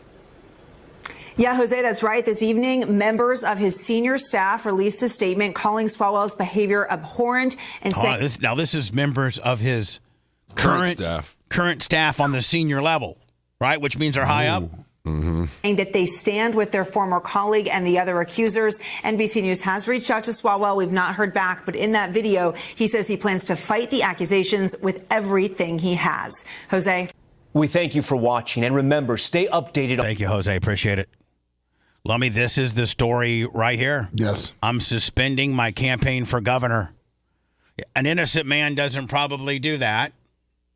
To my family, my staff, my friends, and supporter, I'm deeply sorry for the mistakes and the judgment that I've made in the past.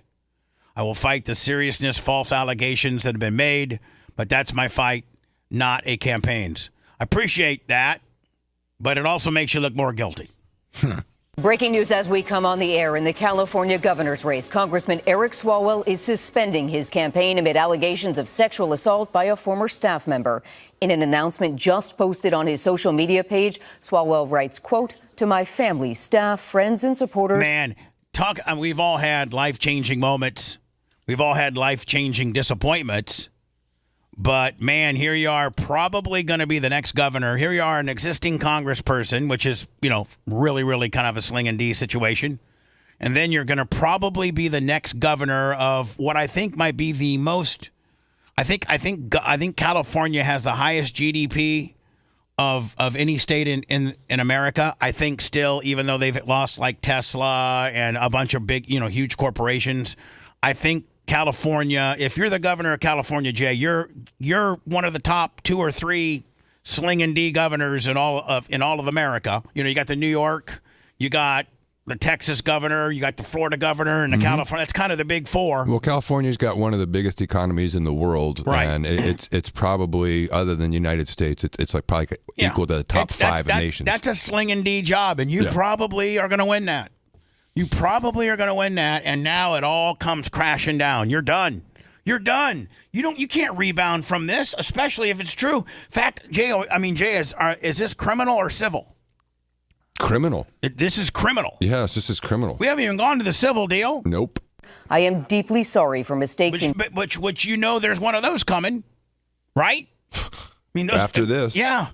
Judgment I've made in my past. I will fight the serious false allegations that have been made, but that's my fight, not a campaign's. That ends only part of Swalwell's mounting troubles. A growing number of his Democratic colleagues are calling for him to resign from Congress, which is back in session tomorrow. And the district attorney in New York is opening a criminal investigation into the allegations made against him. We will continue to follow any more developments in this story and report them to you as they come in. The next thing, Jay, if he gets found, jail, prison. Yeah. Well, right now, he's Steve Hilton, the Republican, has got 17%. Swalwell had 13.5. He's out now. So there's another Republican that has 12%. So they're trying to get all of the Democrats behind a single candidate that can beat either Hilton or Bianco, or because right now, the 2 that would win and go to the governor's race would both be Republicans. Right. Because like I said, it's a jungle primary where everyone goes, Republican and Democrat, and only the top 2 candidates go into the election. I like the jungle primary. Our political reporter Josh Haskell is on the phone with this breaking news. He's been following this governor's race closely. Give it to me, Josh. So, Josh, what does this mean immediately? Well, Liz, this has completely upended the California governor's race, affecting not just the Democrats in the race, but also the Republicans. Now, what Democrats left Tom Steyer, Katie Porter, Becerra. There's a couple of the other ones. But, you know, if you look at just the two top, they total 21.8%. And if you look at the top Republicans, they're 29%. So the way it is right now, they go in Republican for the So 2 R's. Yeah, and right so now, if this changes it now, it would go to potentially Hilton and Steyer. So what this does is take a large portion or a big portion of Swalwell's people are going to go support one of the Dems, which would give that one of those Dems enough point to make it in the guerrilla gimmick, and it'd be an R and a D. Right, but right now, what if they would have just left it where it was? It would have been Hilton and Swalwell. 2 R's. Yep. No. Right. By taking Swalwell out, they screwed themselves. Really. We know that the top two finishers. Or that's why the Republicans did it. Just saying. We'll move on. Or Jay, don't forget, it could just be the truth. This guy touched some chicks. Timing's a bitch.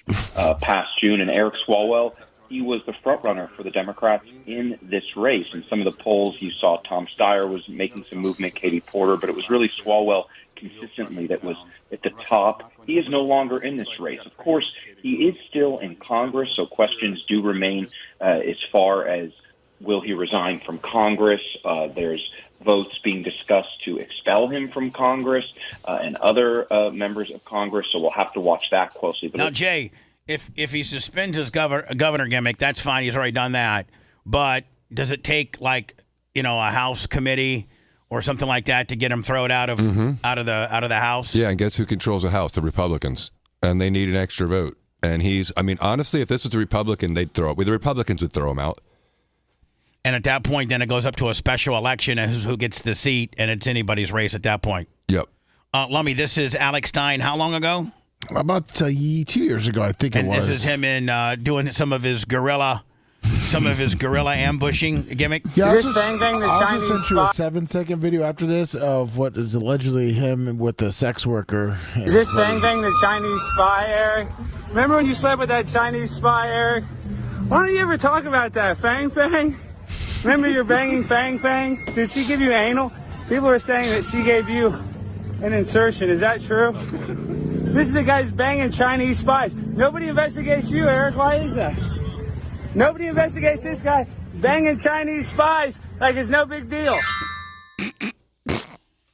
Was he in D.C.? Yes. Okay. Back in the day, he'd just go to D.C. for like 3 or 4 days, Seth. And then, especially when Congress and those, he knows when they're in session, Yes. right? And so he knows where there's only a couple entrances. Oh man! And he would go and ambush them. And he gets all suited up. It looks all proper. Like, it's so good. Yeah. Lummy, what's this? This is him allegedly with a sex worker in a hotel room with his buddy, and they tape it. I guess there's a longer video, but they've only released 7 seconds. And this is real? Not AI? No, it's a real video. No, I saw this floating around this weekend. Oh. This is real. This is real. These two dudes. And I guess he always travels with a touching buddy. knees. I guess he always travels with his buddy. Oh, this guy's done. Yeah, it's over. Look here, look. Yeah, you're done. Oh, it's over. You're done. And dude, look, he's playing footsies with his buddy. That's so. What are they saying happened? What are they saying happened here, Lummy? They hired a sex worker to come in and take care of everyone. Yeah.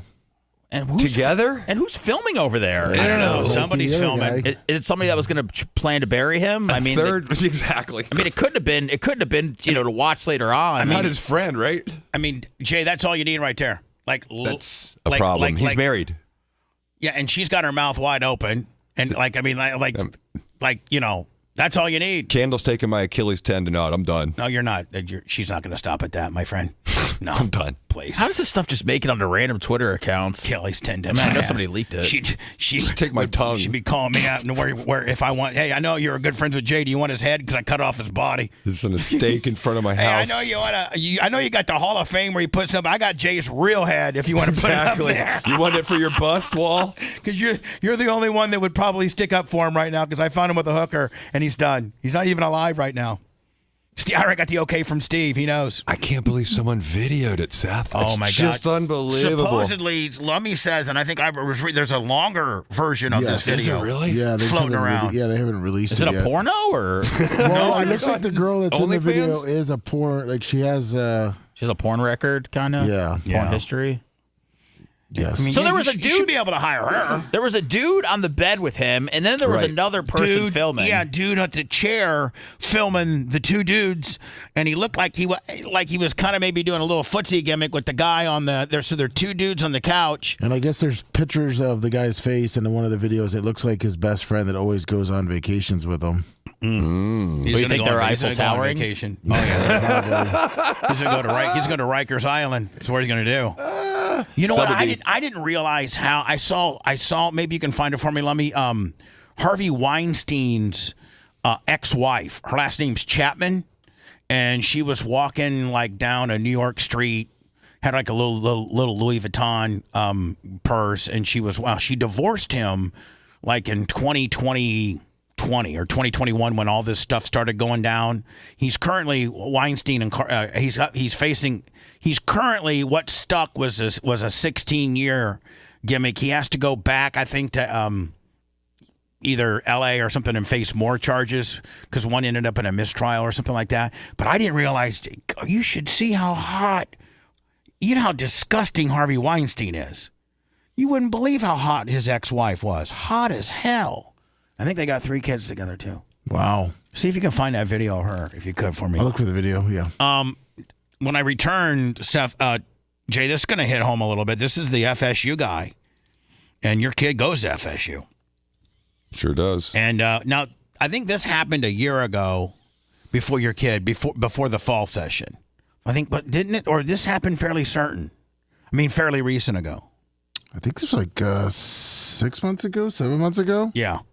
And the guy asked Chat GPT on how to plan a school shooting. I sent you the video. What? And see, was Chat GPT give him a good answer? I don't know. We're going to get into that, but I think that the Florida Attorney General is now opening an investigation on OpenAI. ChatGPT is the worst. ChatGPT would tell you how to carry something like It's so Grok. bad. Grok would turn you in. Yeah? Yeah. ChatGPT. That's Grok's already calling the authorities, saying this guy's asking real crazy questions. ChatGPT gets stuff wrong on a regular It does. basis. That is really makes you question how it even was put out in the first place. I got the greatest. Chat GPT gives me the wrong information story. I'll do it next, but I'm also going to get into this. Lummy, you sent me that video? Yes. Okay. Non-scripted and unregulated. Sort of like the same sensation you get after sex. Bubba the Love Sponge. The Bubba the Love Sponge show returns after these words.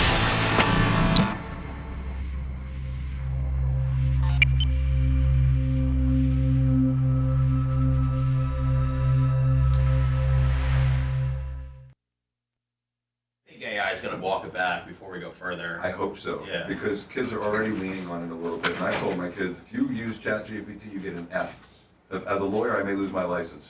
Because it's always wrong, by the way. Yeah. If you know a good subject and you put it in there, Oh, I it got doesn't know a story. ChatGPT's the worst. I got a story that makes me like such a fucking buffoon about ChatGPT. Save it for the. Well, I stopped using it. I had it on my phone. I deleted it. Like I actually used Grok. I actually reached out to a famous person and congratulated them because ChatGPT told me they won something and they didn't. Oh my god. Yeah. Okay, that sounds interesting. That's pretty good.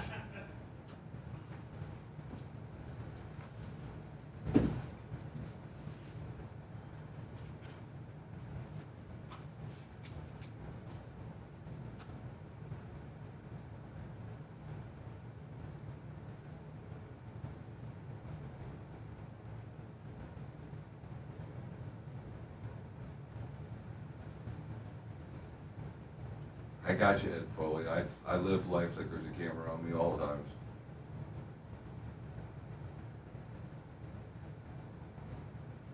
What up, Big Lunger? How you doing, buddy?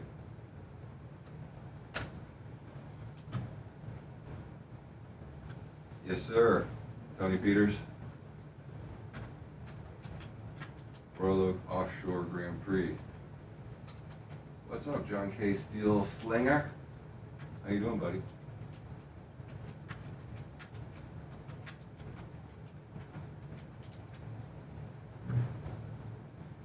They're emerging. It is beautiful. What's up, Xerxes? The Thomas Gilson.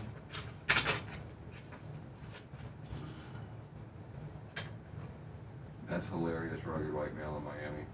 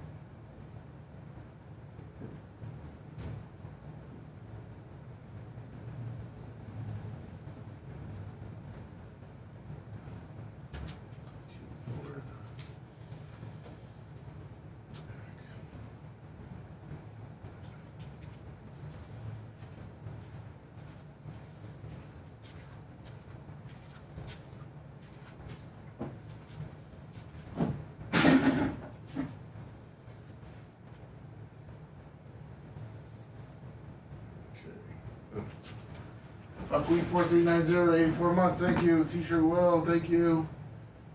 25. Well, I haven't gotten anything on PayPal today. It's been slow. It's very slow. Greg D with a 20.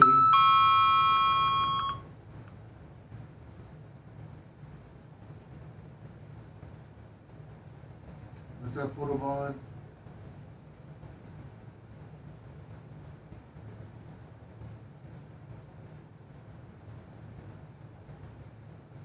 No, we're rugged.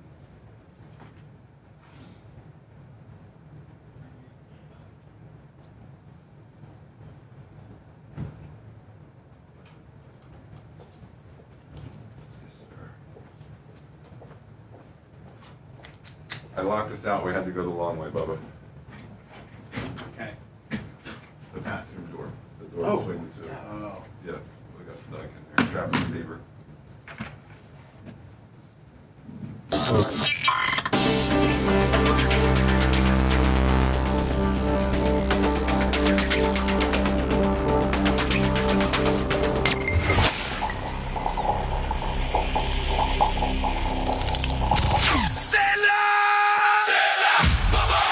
Hey, it's Bubba the Love Sponge. If you're looking for a Volkswagen or any quality used vehicle, it's Volkswagen of Wesley Chapel. You can get financing as low as 0% APR on new VWs and as low as 1.9 APR on certified pre-owned. Over 200 new VWs in stock. Over 200 used vehicles in stock. You're looking for a specific car or truck or something they don't have? They'll find it for you. Mention Bubba Army, get an additional $1,000 off new or used. No questions asked. Ask for my boy Rolo. For more information, go to VWofWC.com.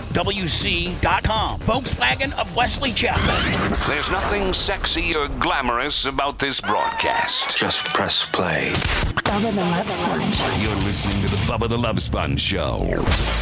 To clear first things first, let me, as I got down some kind of rabbit hole, here is Harvey Weinstein, the disgusting pig that terrorized, all of Hollywood and made women sleep with him for roles and things like that. Finally, it took Brad Pitt when he was dating Gwyneth Paltrow. I think they were at some kind of play or some kind of day premiere of something. And Brad Pitt walked up to, I don't know if you guys know this story or not, but Brad Pitt walked up to Harvey Weinstein because at that time he was dating Gwyneth Paltrow, and Gwyneth Paltrow had told Brad Pitt, her then at that time boyfriend, what Weinstein had made her do. Oh. And I guess Brad Pitt, and here's Weinstein at this point, and still I think the president of Miramax, or formerly from Miramax, and just opened up his new place with his brother, and were the biggest movers and shakers in all of Hollywood. And if you wanted to, be a big time star, you had to go through him. And Brad Pitt walked up to him because, Brad Pitt at this point, he doesn't have to really worry about anybody blackballing him. He's Brad Pitt. So he tells Weinstein, "I will kill you." Tells him right to his face, "I will kill you if I ever hear of you subjecting another woman what you did to my girlfriend. I will kill you." And I guess Harvey's like, "Oh yeah, Brad, we'll get it handled." But there's rumors has it that Brad Pitt told Harvey Weinstein, "I will kill you." He's the only one I've heard of in Hollywood who confronted him to his face either. He's the only guy that went and got up in his face because everybody was so afraid of him. And Brad Pitt's like, "Bitch, I'm Brad Pitt. That's right. You're not going to cancel me. I'm not doing any films with you. I'll kill you. I'll kill you." Anyway, this is his ex. I didn't know that. I mean, she's hot as hell. Gave him 3 kids.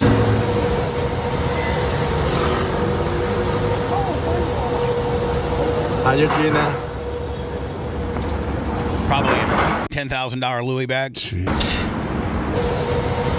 I think she got like $56 million or something like that in their divorce. So she earned every bit of it. Did you see what he looks like? Yeah. She knew what was going on. You think she did? Probably to an extent. I mean, at least that he was with other women, whether it was forcefully or whether it was to get roles. I mean, he seemed to bang everybody in Hollywood. Johnny K, Lamy, 100 on the PayPal. Right. So I'm not going to let you go dry today, kid. PayPal, Venmo, Cash App at the Bubba Army. Thank you so much. So here we were talking about Chat GPT, and Seth was like, "You don't understand. It's garbage. Chat GPT is absolutely garbage, and it gives you so much wrong information. It's pathetic. Don't use Chat GPT. It's a joke." And I'm like, "Oh my God, I got a Chat GPT gives me the wrong information story," and I felt and look Thank God he's a really good friend of mine, and he was like, I got you, bud. So, I was watching the NHRA. This was in March 20, Sunday, March 22nd. Okay.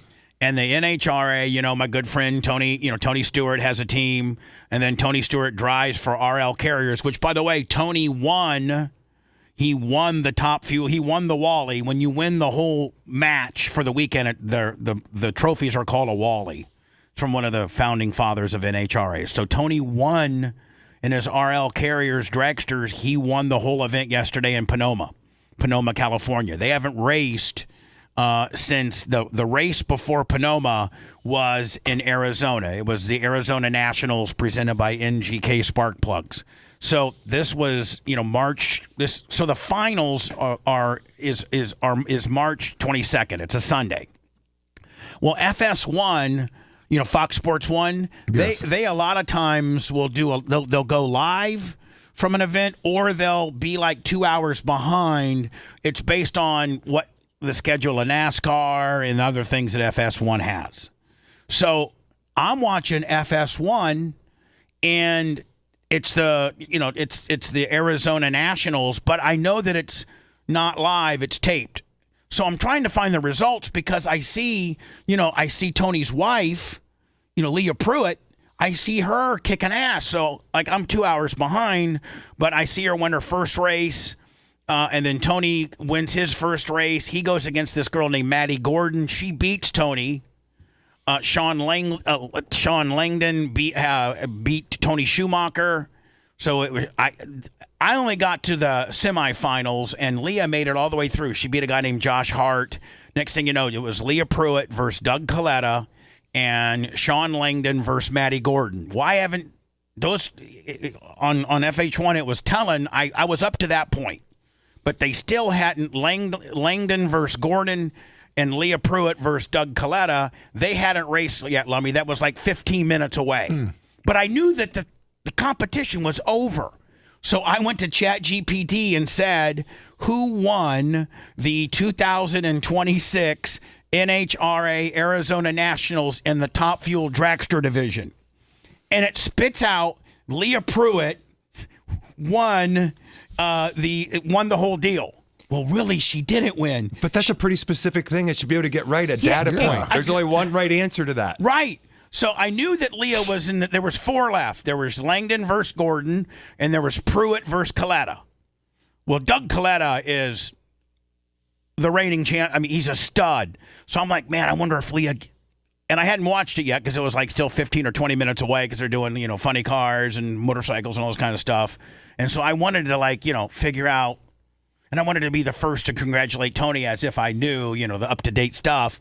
So I'm like, I wonder if Leah got by Doug, and I wonder, how it worked out. So I said, who? And it was, Jay, you're right. It was very specific. I said, who won the 2026 NHRA Arizona Nationals Top Fuel Dragster Division? And it said Leah Pruitt, won, blah, blah, blah, blah, blah, blah. So I text Tony... I text Tony. I go, Lord. Tony, your wife kicks ass. Oh my God. And was he like, why? Tell her congratulations. Oh my God, that's great. Too bad you can't keep up with her like some kind of rib, right? He texts me back. He goes, yeah, I'll congratulate her for getting second, but really, we wish we would have won. I'm like, oh, I'm watching it on TV. I just thought she made it. He goes, I got you, bud. But ChatGPT gave me and Jay, it was as specific. I nailed it down to a very specific. You couldn't mess it up. Does Alexa get that right? Ask Alexa. Oh, I mean, she probably does now, but we don't know if we're hooked up to the internet. Oh, okay, but because that's there's only one answer. Right. It's a right or wrong answer. They should be able to look at the data online. Sean Langdon, and it was an unbelievable race. He went 3.87. She went 3.93. It was, an 87 to a 93. That's, that's what, 8, 9, that's 6 tenths, 4 tenths, 5 tenths. And, yeah. So that chat, I don't use ChatGPT for nothing after making me look stupid. Yeah, that's a cautionary tale right there. It is. When I didn't even give it any wiggle room as to what I was talking about. Had you typed in anything about Pruitt or Stewart before into ChatGPT? Nope. I don't know. It's dumb. I can't try to come up with reasons why it said that. Well, it's not like you're asking, is climate change real? And it gives you some subjective answer. You're asking what happened on a specific date. I mean, it should be able to give you that on a specific race in a specific division. I narrowed it down. It should be able to give you facts, data, and all that stuff. And it would, it was about 30 minutes had gone by since the event was over. Although TV was behind an hour, it wasn't like that. Anyway, I look stupid. Someone say ChatGPT knows you're friends with Tony. That's why I gave you the wrong information. To rib me, make me look stupid. The Florida Attorney General, James Othmeyer, announced Thursday he's launching an investigation into OpenAI and ChatGPT. By the way, thank you to Johnny K. I think I said that earlier tonight. Thank you. Johnny Kasika, steel slinging madman Valpo. Othmeyer claims AI assisted in the mass shooting. Take a look at this. We exclusively obtained Phoenix Eichner's entire conversation with ChatGPT leading up to the shooting. According to the conversation, Eichner was having an issue with a girl. He then started asking questions about past school shootings and how the country would react. Now, don't you think that within the AI world, like Seth said, they have some way to turn a person that's asking really, really disturbing questions in, they can have there should be. Yeah, part of being so goddamn AI is that you can contact officials when somebody's asking specifically about school shootings or how I do one or when's the latest or something. Something. If you're so damn smart, then why can't you contact the authorities when people are asking you not so cool questions? And I'm really, really talking in parody here. If you were to ask, how do I molest a child? Or something just. How about just this one? How do you shoot up a school? It's crazy. What will the world think of me? That they automatically turn you. Listen, this person here is asking very bad questions. Here's one exchange. Eichner asks, where were the school shooters go in Florida? ChatGPT responds, good question. In Florida, school shooters who were convicted would go to a maximum security prison. All right, so I have no problem with that because, ChatGPT is telling you're going to go to prison, right? Yep. I mean, I have no problem with that. This is where it might be hard for viewers to hear. This is where it gets sketchy. Wanted to know if 3 or more victims at FSU would get national media attention. He asked what time is the busiest in the FSU student union. Oh my God. Now watch this. ChatGPT completely lays out where the biggest foot traffic is at Florida State University, which is where Jay's son goes, by the way. And I mean, just watch, listen. Chat says the Florida State University Student Union experiences its busiest periods during the weekday lunchtimes, typically between 11:30 a.m. and 1:30 p.m. Now, that's not a bad question if that's your only question. But when your question prior to that was school shootings, or even the context of the conversation is supposed to be intelligent. And right. so it should be smart having enough the same to be able to turn my ass in. Right. And so in theory, it's supposed to know you're having, this guy's having a supposed relationship with ChatGPT, asking it. I mean, do you see the number of back-end source? If I saw that on my child's phone, I'd take the phone from him, send him to a psychiatrist immediately. Finally, he asks what There you go. Look at this. button is the safety off for a Remington 12 gauge. ChatGPT tells Eichner for most Remington 12 gauge shotguns, the safety is a small cross bolt button located behind the trigger. Here's how it works. Safety off, the button is pushed from right to left and a red ring or dot will appear, meaning the gun is ready to fire. The Attorney General says AI should advance mankind, not destroy it, and that he will be demanding answers. Reporting in the newsroom, I'm Pavlina Austin. I think AI, the whole AI industry needs to have, where after a series of disturbing trigger-like questions, no pun intended, that it alerts whatever the closest agency, it picks up the GPS tracking on that phone and alerts. I mean, if it's so smart and it can do anything, this is not beyond its realm, and that is it contacts the local authorities that is closest to where this person's geo location targeting, and tells them of a potential information exchange this person's looking for and alerts the authorities. And the authority says, hey, we got some nut job that's asking about shotguns, what the busiest time of FSU is and what happens to school shooters. Those 3 strikes, you're out. We need to go talk to these people. I thought all search engines automatically had keywords. If I was in Google and I started looking up school shooters and things, I thought that there was a certain amount of cooperation between whatever provider it is and the FBI and authorities for certain keywords. Am I wrong? It looks like, because I asked ChatGPT what it would do if people started asking about how to do a school shooting, and it says it would look for content. They would start looking to make sure that if it's asking for harmful instructions or planning, the system would block or limit the response. It does not instantly send it over to someone to look at. It makes a short note for someone trained reviewers to improve safety and accuracy. That's not going to save anybody's life. No. Or get any agency involved early on a possible deterrent. And also, they're anonymous and not tied to your identity. Oh, so meaning that's your searches are anonymous and they're not that's a problem. Because all you gotta have is a Gmail account. You should have to be, listen, just like your car or your anything that you do on your cell phone should come back to you. Meaning you shouldn't be able to be anonymous. Well, there's so many different things you can be anonymous on. That's a huge problem in itself, right? I mean, all the various forums and various things like that they allow you to be anonymous. Chat GPT, when talking about things like this, you shouldn't be able to be anonymous. I mean, but people were Googling, idiots were Googling this kind of stuff before they were asking AI. I mean, that's what... Yeah. It wasn't essentially AI before. It was doing these searches. Well, it says search history can be lawfully obtained by law enforcement with a warrant and used as powerful evidence of criminal intent or planning. So they do not monitor Google. And I guess that's what, during COVID and stuff, we were having a problem with if Google, was cooperating with the government without a search warrant or things like that. So, I mean, I guess AI could be considered different, and it should be able to have certain protections and roadblocks, like with the suicide cases. Where there's young children that are clearly having depressive episodes and they're asking these questions about, what would be the best way to get back to my parents? And then it actually gives, recommendations on how to successfully commit suicide or to encouraging them.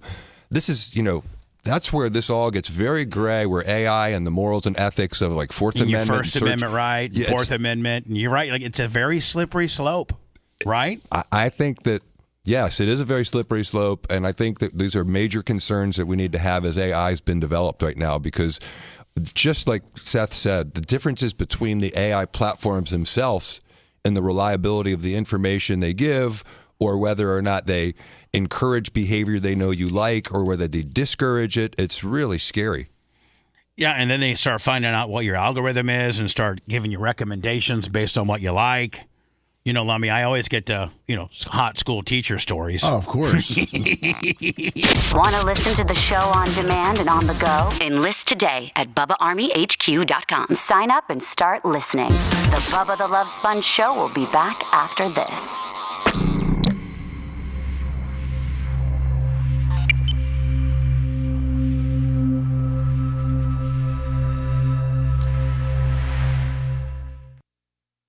But it's all self-contained AI within the data you have. But he's like, I've programmed mine to be a contrarian. I don't want something that's agreeable to me. I want someone that's going to question why I'm asking things and what is the factual purposes behind it. And so you can imagine there's a lot of people are just like, hey, I want an AI bot that loves everything I say. Yeah. And then it's thinks you're the funniest person in the world, then you have this false sense But if you of reality. program it to fucking ask you questions. Oh, yeah.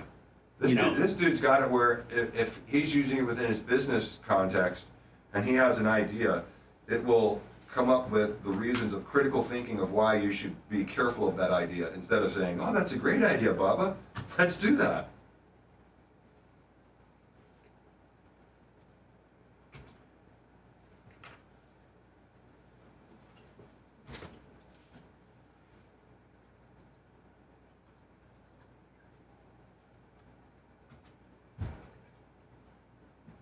Good morning, Nick.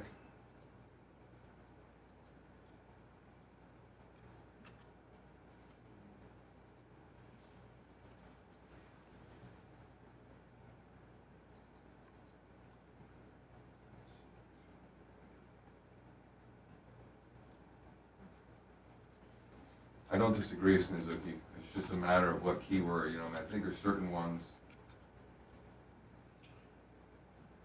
I don't look up anything on Google. I make Biddy look it all up.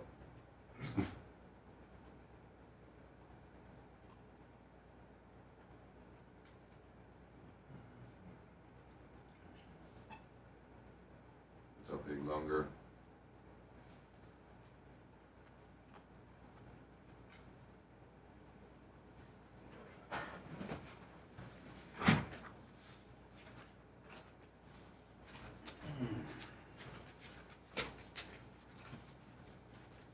It's your last known number. Right back at you, Robbie. Oh, it is? Yes. Oh, thank you. Good morning, brother. I may have to wait till tomorrow. Scott Starboard. Good morning. What up, deep fat pig? Good morning.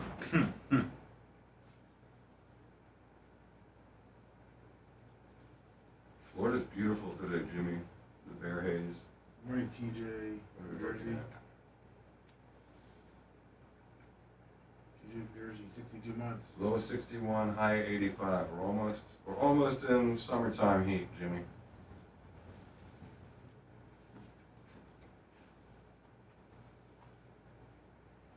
Thank you, George Erdman. I'm going to give you some love coming up next. Thank you. Chief Funky Bass. What up? Dirt Merchant. 73 in Fort Myers. Yeah, it's about 71 here right now, but it's going to get hot quick. It's fast at 57 months.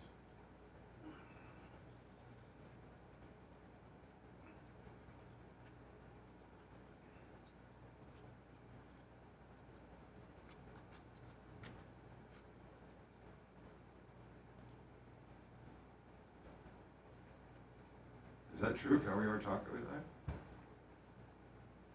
that? He died. Yeah, we're going to talk about it. All good, Permaground. How you doing? In fact, I might end the show with it. Let me. Someone attacked the dog was just after.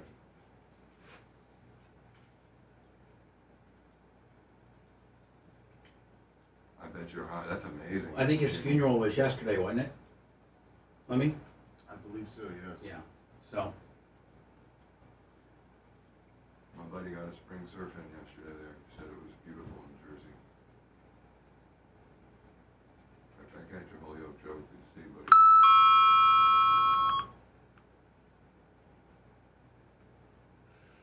Thank you, Fish on the J. Thank you, George Erdman. Johnny K. I'll give you some love. And then we're going to address the caviar tacos situation.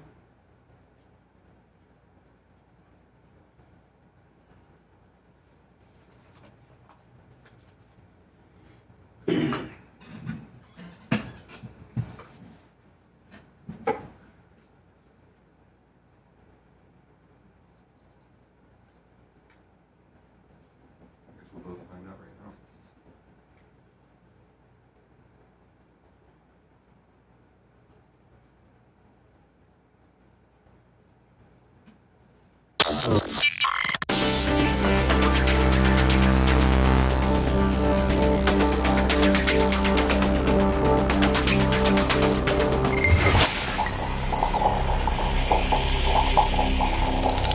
Guess what? Time for insults aplenty. Bubba. And they're all from the heart. Collateral damage of the truth. Bubba the Love Sponge. George Erdman, 50 on the PayPal. Don't forget Johnny K came in with a hundo, and Fish on the J, 50. PayPal, Venmo, Cash App. Appreciate you all. Thank you so very much. All at the Bubba Army. All of them. So, this next topic we've known about for, I think, over a week now. And we were asked by the family, specifically Caviar Tacos' brother, not to talk about it until they properly sent Caviar Tacos off. I think his funeral was Saturday or Sunday this past weekend. And we were kind of given the okay to address this particular topic, and it's a very sad one at that, because JC was such a great person and such a huge valuable tool for us, as well as he did a lot of illustrations for us.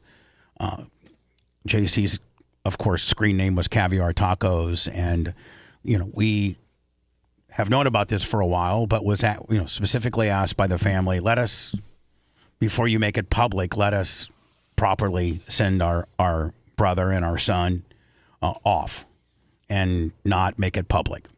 So we've been holding on to this information for a little bit. I think Hot Mike caught it a couple times, but Caviar Tacos is no longer with us. I'm not going to get into the particulars as to what happened or anything like that. Just know that he's no longer with us, and that we are, all of us, so very sad, especially for his brother. Lummy's kept in touch with his brother. His brother wasn't big Bubba Army, but knew of JC's love for the show. Yeah. And reached out to Lummy when it happened and said, hey, please, here's kind of what we know. They were still waiting through the information as well. Please don't mention anything. And he specifically said till Monday. So we've, wanted to pay our respects, but out of respect to his brother, who's our only connection to the family, we've, elected to do what they asked, which is, pay our respects now. I don't know what else there's left to do other than mourn our good friend. His real name was JC. And he was an illustrator, lived in Los Angeles, worked on Bob's Burgers, worked on Horseman Jack. Really? Yes. Yeah. He was a very accomplished illustrator that worked for some huge franchises. Was it BoJack Horseman? Yes. Yeah. BoJack Horseman, yes. Did a lot of work on that. Like its first couple, I think up until recently, Lummy. Yeah. Did some work on Bob's Burgers, and did a lot of stuff for us. I think might have came up with the Blizzard logo. I think maybe. Yep. Yeah. Which I'd love to make a shirt if you guys can get me the artwork, and if that's what you and Brian would like. But I thought we weren't doing shirts. We're not sucky shirts. But good ones, yes. Okay. Full steam ahead. I mean, we did a Lummy Investigate shirt. We did an Honest Cube shirt. Dan's World. No, I know. That's why I thought we didn't do shirts anymore. No. Everything you're mentioning is. The Lummy shirt was great. Planet Dan was great, and the next shirt that makes sense is a Blizzard shirt. So full steam ahead. Give me the artwork, and it would be a great way to pay homage, to great Caviar.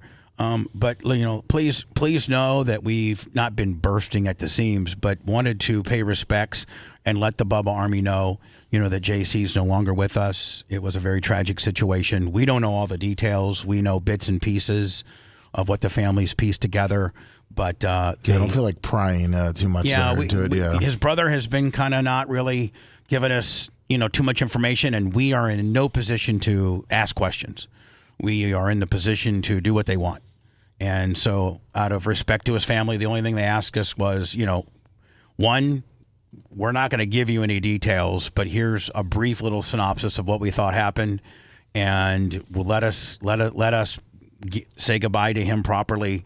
And then on Monday, feel free to address it in the manner that I am, in a respectful, sad, mournful type way.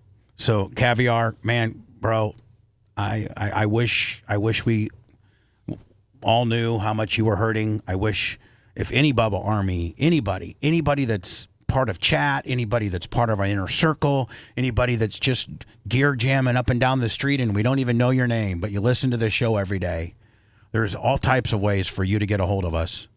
And reach out to us if you're having a problem with something or you are not feeling so good about yourself. Before you do something drastic, call us. We'll help you. I'll spend whatever time you need on the phone. And I've done it a lot. Mm-hmm. And so rest in peace, JC. Rest in peace, Caviar. We love you, my friend. And I wish you would have reached out. We'll do an after show today. I'm going to walk Jay out, and then Lummy will call up probably 20, 25. Sounds good. Ish. And we'll see you all. Well, let's get a hard time. Let's get a 10:25. Let's lock it a time. We're always pretty damn good about it, bud. Oh, boy. Let's call it 10:20. Okay. Lummy's going to hang me out to dry on that one. All right, yeah, I'll be here. No. You're right, Seth. 10:25. 10:25. All right, 10:25. Thanks for letting me finish. You've been listening to the Bubba the Love Sponge Show, starring me, Bubba the Love Sponge, co-host and show historian, Lummit. It's Seth, co-host and president of podcasting. It's Brian Matroni, king of counter programming. Gene Lasker, voice of the people. Glad you get to hear me. Gary Cantrell, video editor. Yeah, back here wiring up. It's Mini Macho. The BRN agent, Thomas Buttoned Up B. Co-host, Dr. Dan Diaco, Esquire, of Council. Co-host, J. Diaco, Esquire, the Spitting Cobra of Council. Now, time for the legal disclaimer. Exactly. The Bubba the Love Sponge Show is intended solely for the enjoyment of our listening audience. Any rebroadcast, retransmission, or other use of this show without express written consent of the Bubba Radio Network is prohibited. We must dissuade him of this delusion. Until next time, always remember. I'll repent.